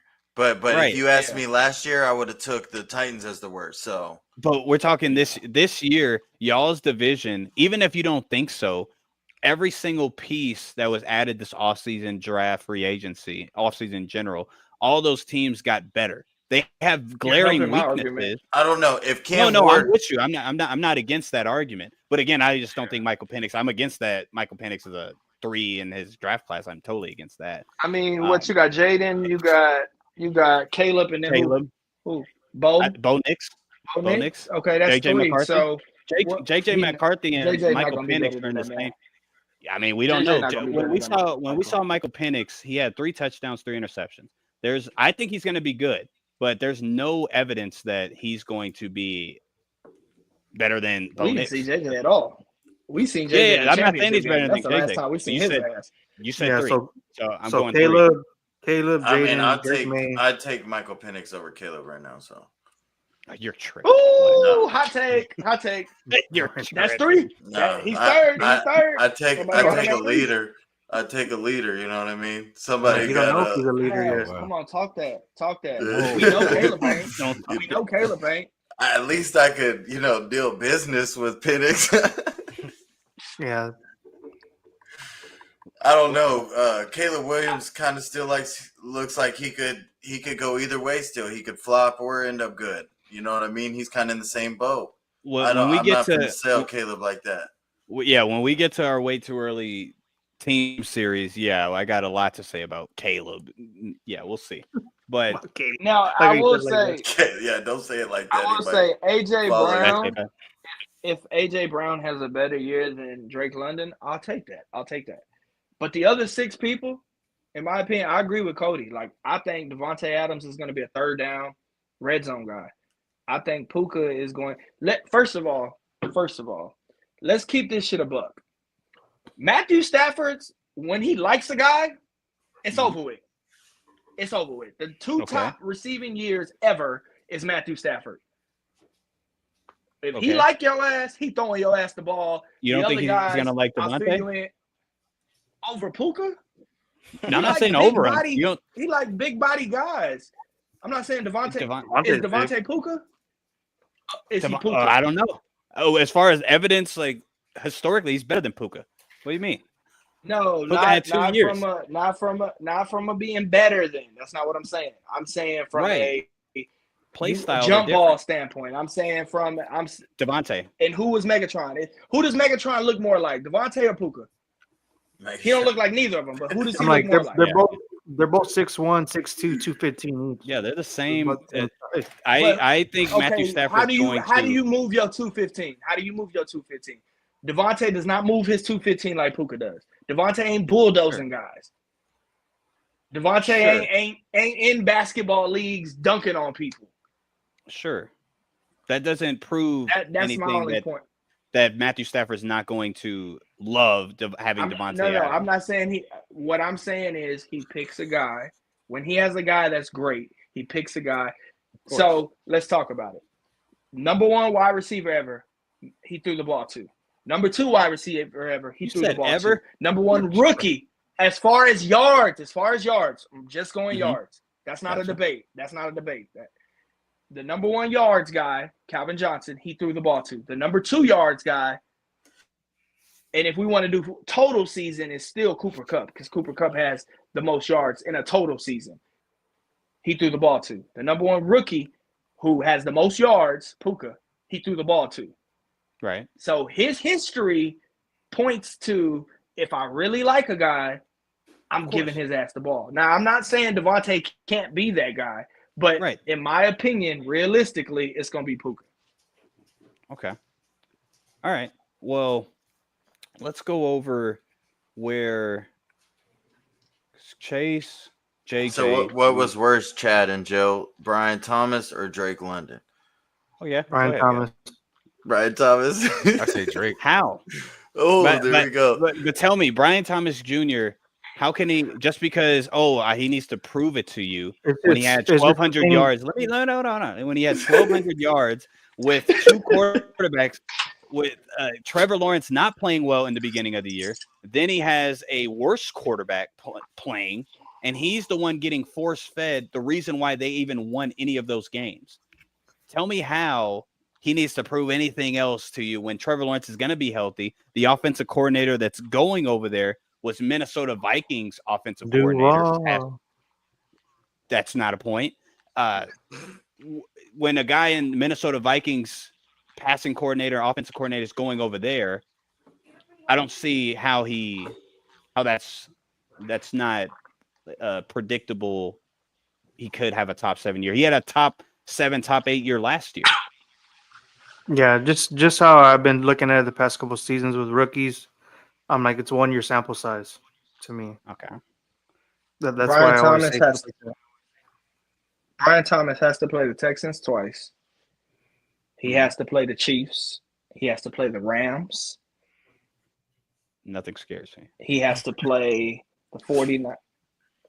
Nothing. Secondary wise, y'all have a good gonna secondary. get off against on the Rams? Give me a secondary player, please. Chiefs. I'm Chiefs. speaking. I'm more so speaking on the divisions. Divisions. Right. I get that point. Division, I'm not play talking our division.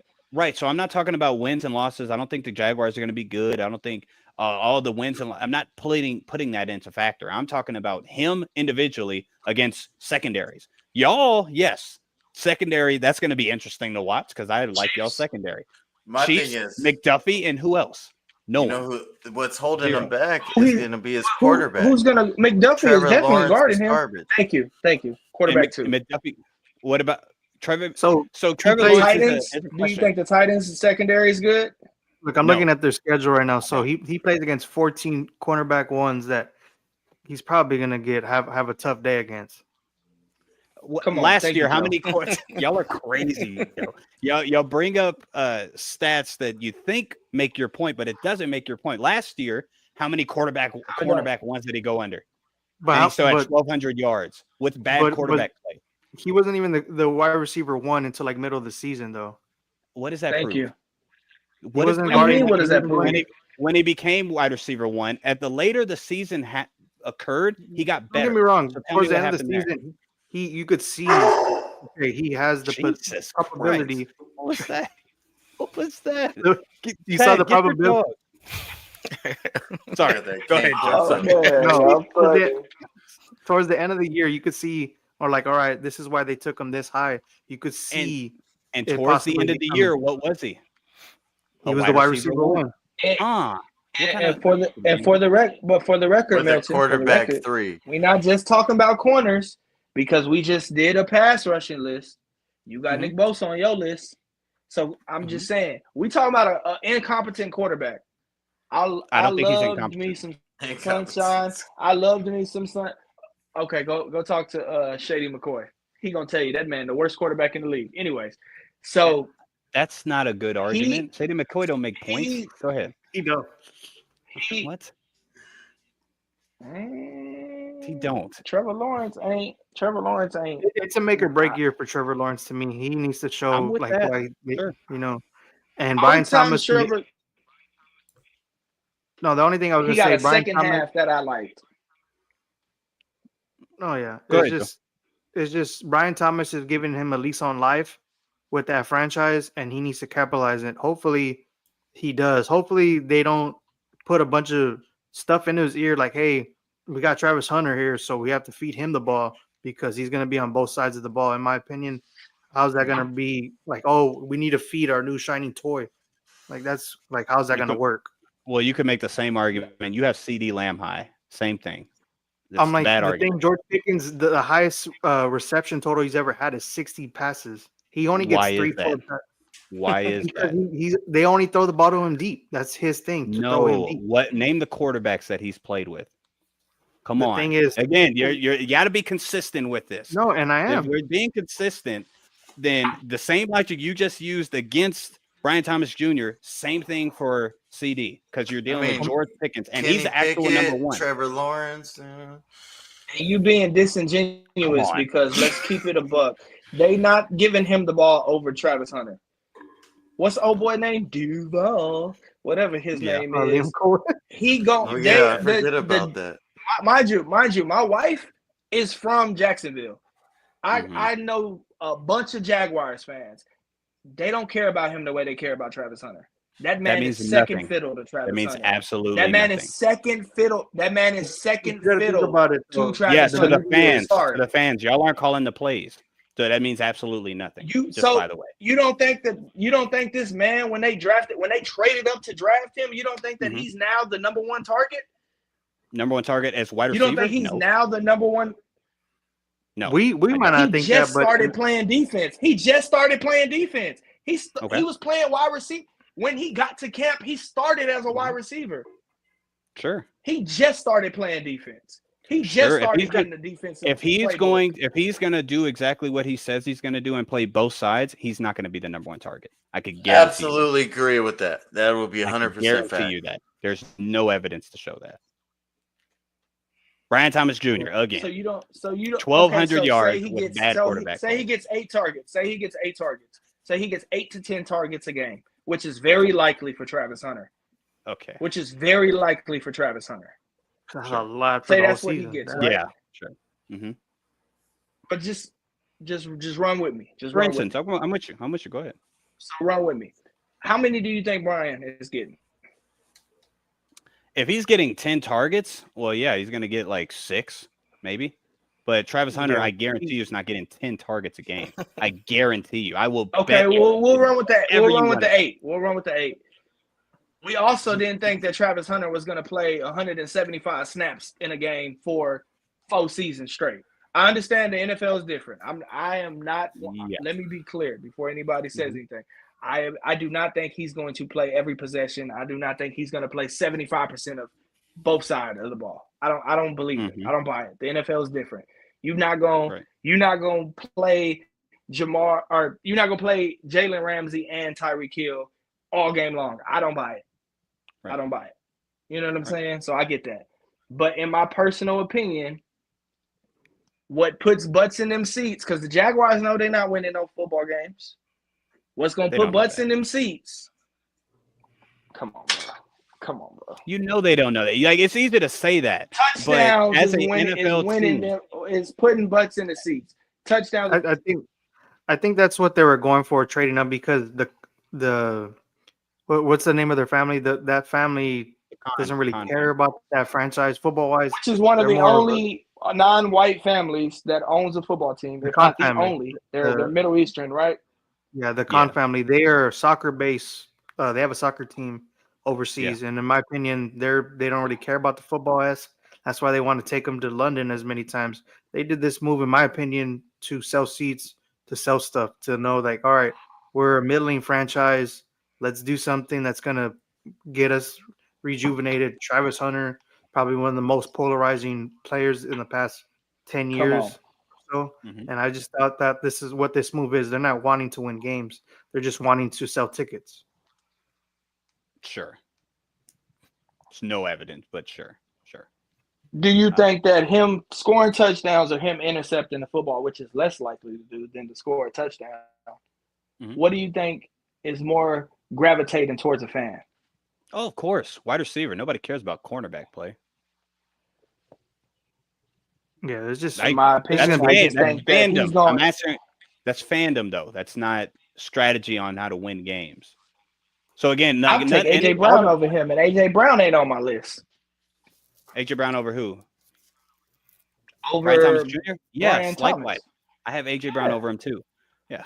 No, that again. There's You know who I would take over him, and he ain't even on my list. What's that? Smith and Jigba. Yeah. Okay. Sure. With Brian, everything no that DK. Okay. There's again no evidence. No DK evidence. and got Sam Darnold now. Come on. What you mean no evidence? Sam Darnold. Sam Darnold did what? We all felt that way before the season started last year. Don't do that. Who did he have? Who did he have? Who does he have now? He had Justin Jefferson and the best play caller offensively in Kevin O'Connell. What does he have now? He has that? Tell me he has that. had 140 targets last year. Oh, man, that's with great. Geno Smith, who Which was slinging it. You taking Geno or you taking Sam Darnold? Who you taking? Geno. Evidence? Geno. Easily. Evidence based. You're going off of last year? Based off of last year. That's what you got to go based off of. No, you don't. No, you don't. Because if that's the case, then why you ain't taking Mike Evans? Why you didn't take Mike Evans? Mike Evans has been consistent. Jerry Rice record. He's been consistent. He's about to break Jerry Rice record. He's been a consistent wide receiver, not a top 5 wide receiver. That's why. But some years. Yeah. He had a couple with Jameis Winston that were top 5s for sure. But again, everything that y'all are saying against Brian Thomas Jr., y'all aren't making like you could disagree, but none of the arguments y'all are making are sound. You're kind of like just poking here and there, because it still you hadn't made the point. All you're saying is butts in seats. No, the point was made with The point was made with Travis Hunter. You just don't like the point. The point is made with Travis Hunter. Travis Hunter showed up, and that is his team. That ain't even Travis. That ain't even. That's what I'm saying. That point is unfound. There's no evidence for that. You say that's his team as a receiver. There's no evidence for that. So you're going off of what if. I'm going off of what I already saw. A 12. You go to Jacksonville. Have you spent any time in Jacksonville? Have you seen? That's a fallacy by itself. What does that have to do with this? How?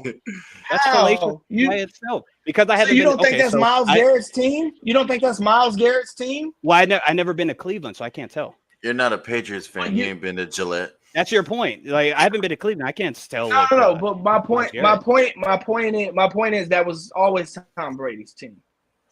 That's not deniable. You cannot sit here and say that's not Myles Garrett's team. That is Myles Garrett's team. Because it shows. So he showed that. You were saying again, your point is not making any. You're going to Travis Hunter. He hasn't proved anything in the NFL. That's not his team. You're bringing up Myles Garrett. Shedeur Sanders, but he's brought up on the. But he's brought up online every day. There's a talk show that talks about Shedeur Sanders every single day. He is making that team money, regardless if you want to say it's his team or it's not his team. Okay, that's our argument. Again, I'm staying on subject, and you're kind of doing this when you're talking about Shedeur Sanders now. He is irrelevant in this conversation. I am talking about Brian Thomas Jr. You're bringing up Travis Hunter, and I'm saying Travis Hunter. This is not Travis Hunter's team.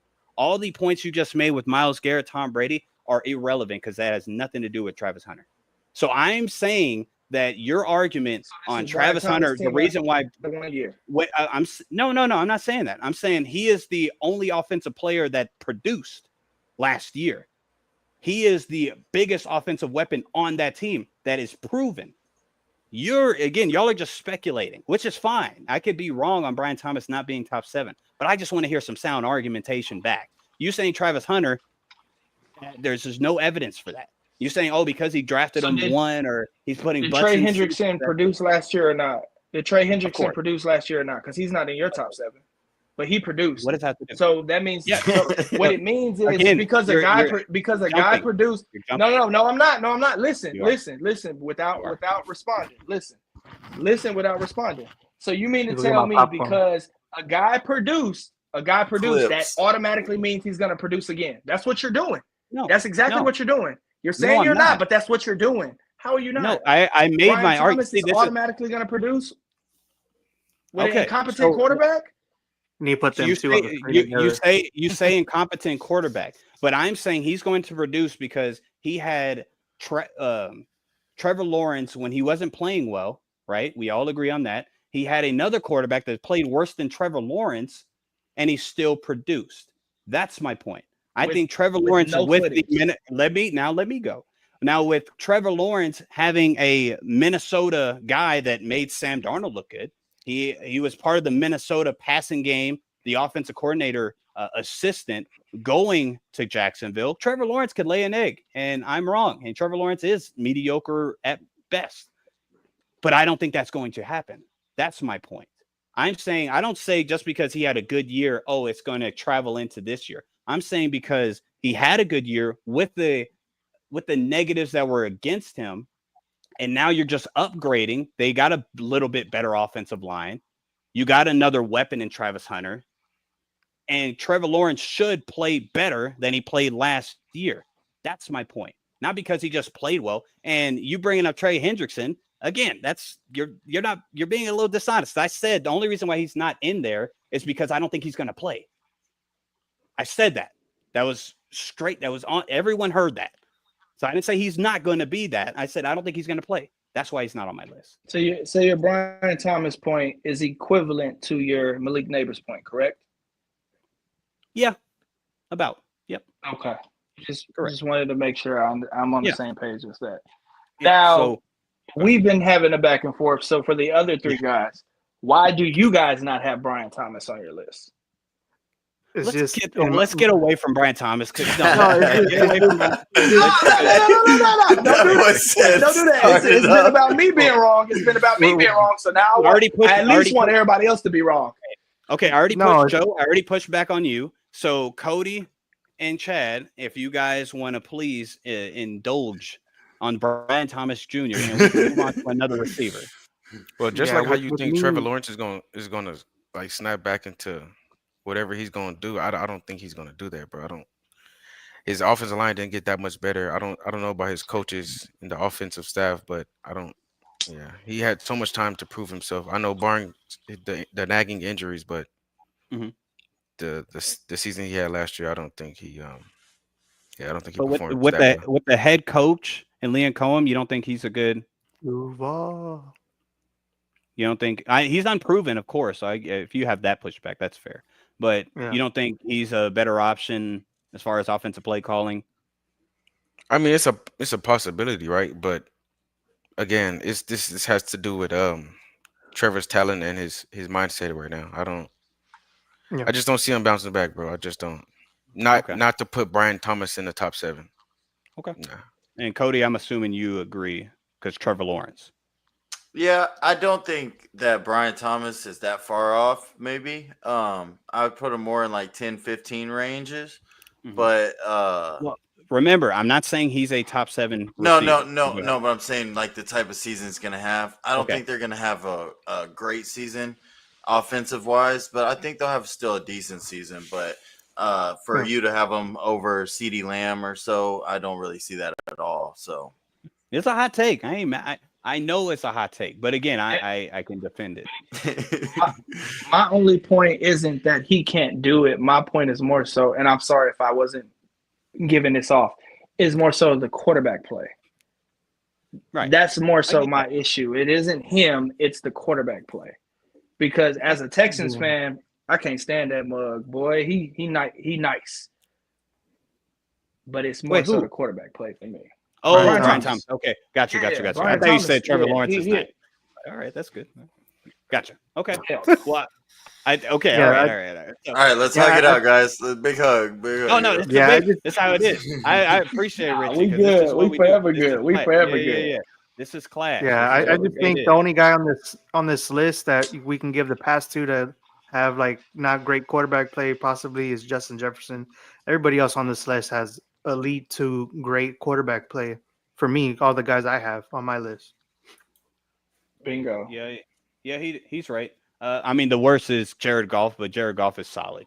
People give Jared Goff a lot of flack. He's a solid. No, he knows where to feed the ball to, and it's Amon-Ra, So, but like a lot of times, more than not, can the wide receiver make the quarterback? Or no, Jared Goff? No, I wouldn't be. Oh no, I'm asking because he's on with with Buddy being on your list, that's a quarterback that's on your list. That's what I'm saying. This might be a hot take. I wouldn't be surprised if St. Brown is out of top 7 this year. Because of JMO or because more of Gibbs? the OC. Yeah, just with Ben Johnson gone, and so, I feel like they're gonna have to find a little bit more of a new scheme.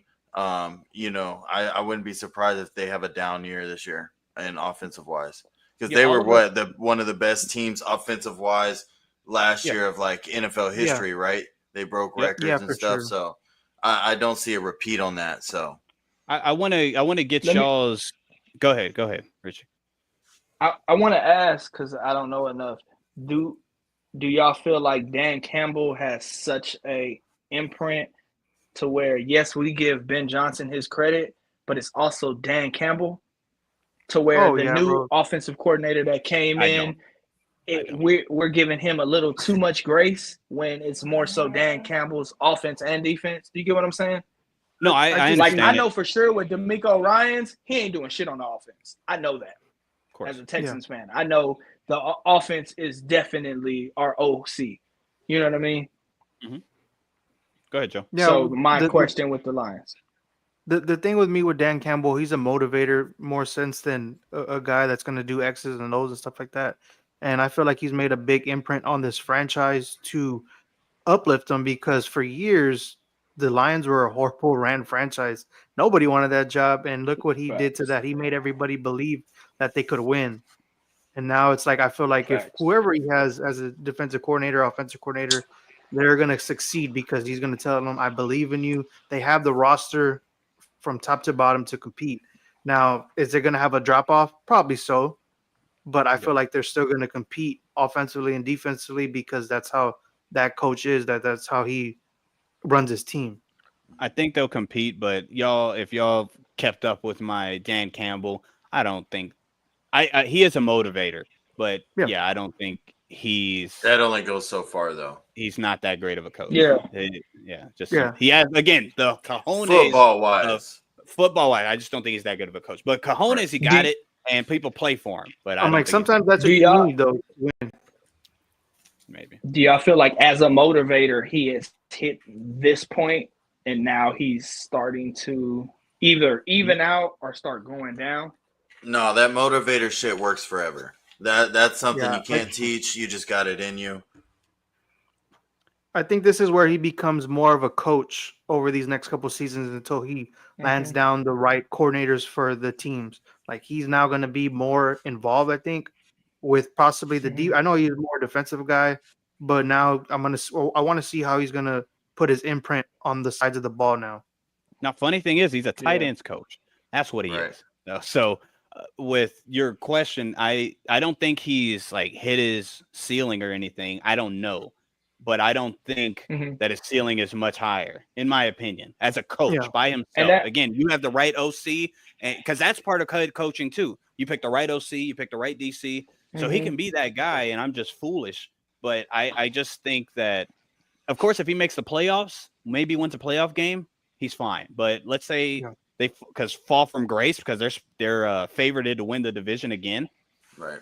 If they fall from grace, there's going to be some hot seat talks. I'm gonna say. And let's be clear with that motivator stuff.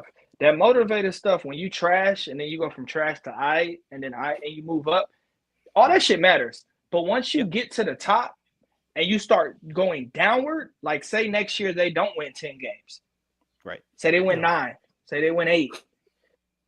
That motivator shit don't matter no more. Because now you might get fired. He might get fired or something, but if you're a real players coach, you go to another team, whatever, players are always going to want to play for you no matter where you're at. And I'm not speaking on Dan Campbell as much as I'm speaking on the Lions, right? Because think about the Barry Sanders year in '91 when they made the conference championship game. That was the pinnacle of the Lions team. And then they lost to the Commanders or the Redskins, but they lost to the Commanders. And then from that moment, they went down up until Dan Campbell. You know what I'm saying? So what I'm saying is they had a nice little run with Jim Caldwell. R.I.P. That sucked. They fired him off of what, a 10-6 season, which is crazy.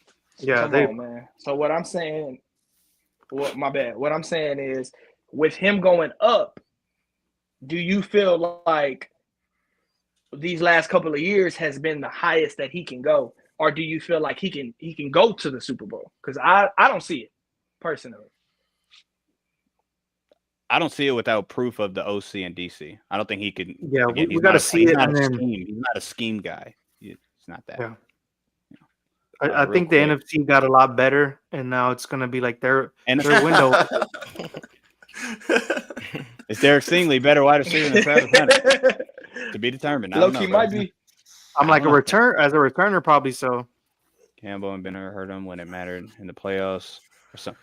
That's another thing. If Dan Campbell is the reason they start losing a couple of these games because he wants to go for it this or not kick this or not do that, again, those kind of coaches, especially like you said, being a motivator, that is going to sour.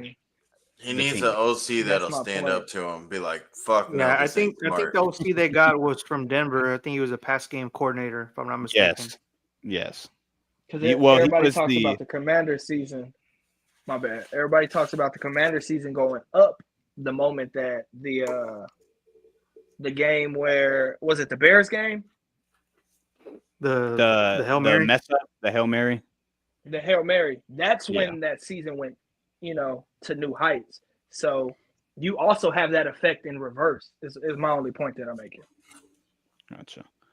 Yeah, the new OC. Yeah, Denver's pass game coordinator. He was the senior offensive assistant for Detroit in 2022. So there's some familiarity. He's returning back, yeah. Yeah. So we'll see. Again, if he selected these guys and then they are top 5 in offense, their defense actually gets better. Hey man, I'm proven wrong. This motivator kind of stuff, kind of Mike Tomlin was the last of that, in my opinion. D'Amico's one of them. Robert Saleh's one of them, but also they coach up the defense.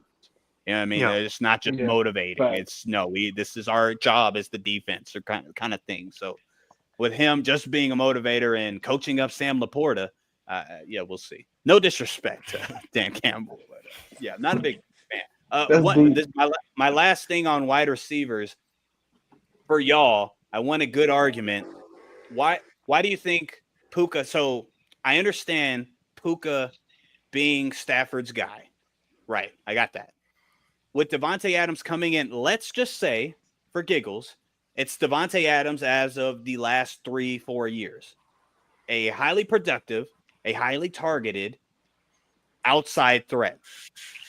You don't think that's going to take away from Puka's season? When I say season, not LA being good, not Matt Stafford being good, not Puka being great at whatever he's called to do, but him having, again, a top 7 season. I think it's going to take away more from Kyron Williams more than anybody.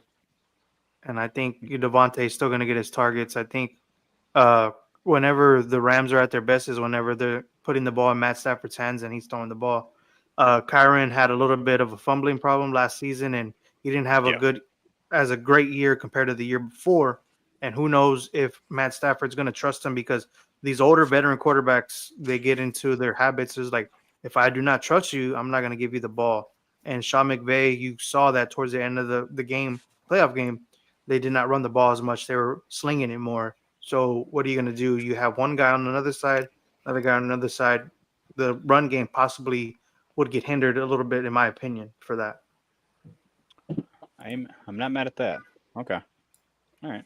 I personally feel like those 3 records that were broken were by receivers that we can all agree that aren't divas. And it's from the looks of it, Matthew Stafford likes guys who aren't divas. Davante kind of has is he a diva? Is he not a diva? I'm not saying he's a flat out diva.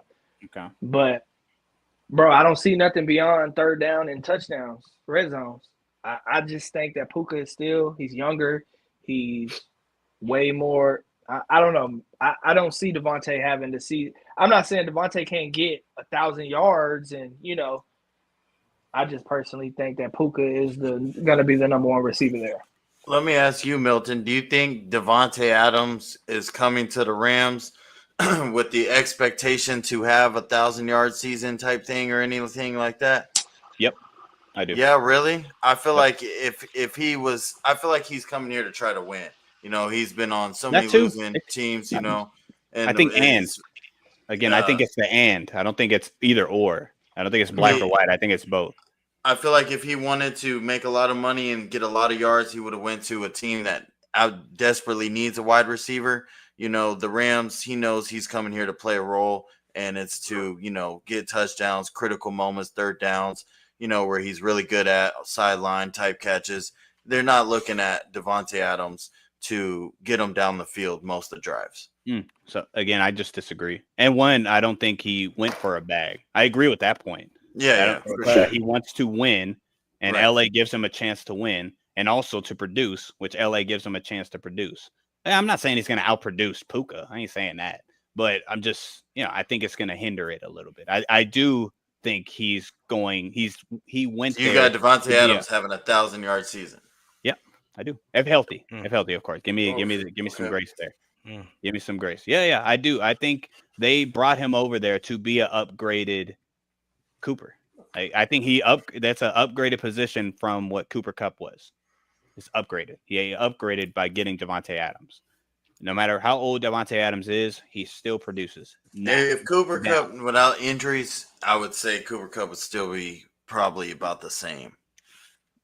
See, I don't. I as far as like if we had an argument like who had the biggest year, sure, but overall body of work and last couple years. No. I'm saying like they would be at about the same level right now. Oh yeah, sure. You know what I'm saying? I don't disagree. I don't disagree there, brother. But yeah, Alrighty, yo. I do have to go though. It is White T Cody. 80 It's been a pleasure, brother. Alrighty, y'all. Brother. All right, Later, my bro. boy. Later, bro. All right, fellas. That's all the wide receiver stuff, pass rushing stuff I got. Y'all got anything else? Y'all want to push back on me? You want to push back on Joe, Rich, Chad? We can officially name this the Brian Thomas episode. That's Yeah, right. right. So you know what's funny? As far as the like me researching and studying and all that, I did more on Neighbors than Brian Thomas Jr. because I thought y'all were gonna kill me for Neighbors, but you didn't kill me for No, Neighbors. like I could see it because Neighbors was taken so high, so you could see more of the Neighbors stuff. Why he was taken as high as he was. Brian Thomas was taken at the end of the first round. Don't get me wrong, still first round talent, and you saw like the glimpses of it. It's just me. I've been doing it like I kind of adopted the Jalen method where I got to see it for another season. Like the rookie seasons, of course, that's great, but you got to prove it to me another season. So like he can come in and take over like the season, and then I'll be like, all right, he's a top 7 pass catcher, wide receiver, and such. Right. And playing devil's advocate here, Milton. Go ahead. Four people didn't have him in their list. So my question to you is, why do you believe that 1 to 4 is more important than 4 to 1? Well, I don't. I'm just able to make an argument for my claim. That's it. That's it. This is like, the all Brian I did was Thomas make episode. Yeah, the Brian Thomas thing is I made my list off of research I've done and my criteria, right? And I'm able to make points of those claims. I have an argument for those claims. Yeah. I don't think just because I think he's going to be a top 7 that he's going to be a top 7. I'm just making my argument for it. That's it. Yeah. I'm not. And also, if all of you agree, that means absolutely nothing to me, as you can tell. That means absolutely. That's the bandwagon fallacy. I could care less about what anybody else thinks, what talk shows think, what anybody thinks. Yeah. If I'm able to make a point, and I don't, with refutation, some people can't refute. Not you, Richard. When some people can't refute, well, I don't care. Oh man, these hundreds of people think this.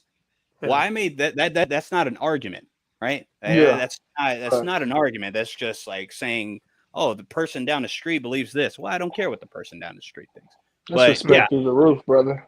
Yeah. So, appreciate it. But I don't think you guys are idiots. No, I just am ready to defend like why I believe this. I didn't just go like checking, what's going to be hot? Ooh, Brian Thomas Jr. Nah, I thought about it. I put him in and out, and I just said, you know what? I think next year he can have a top 7 year. That's it.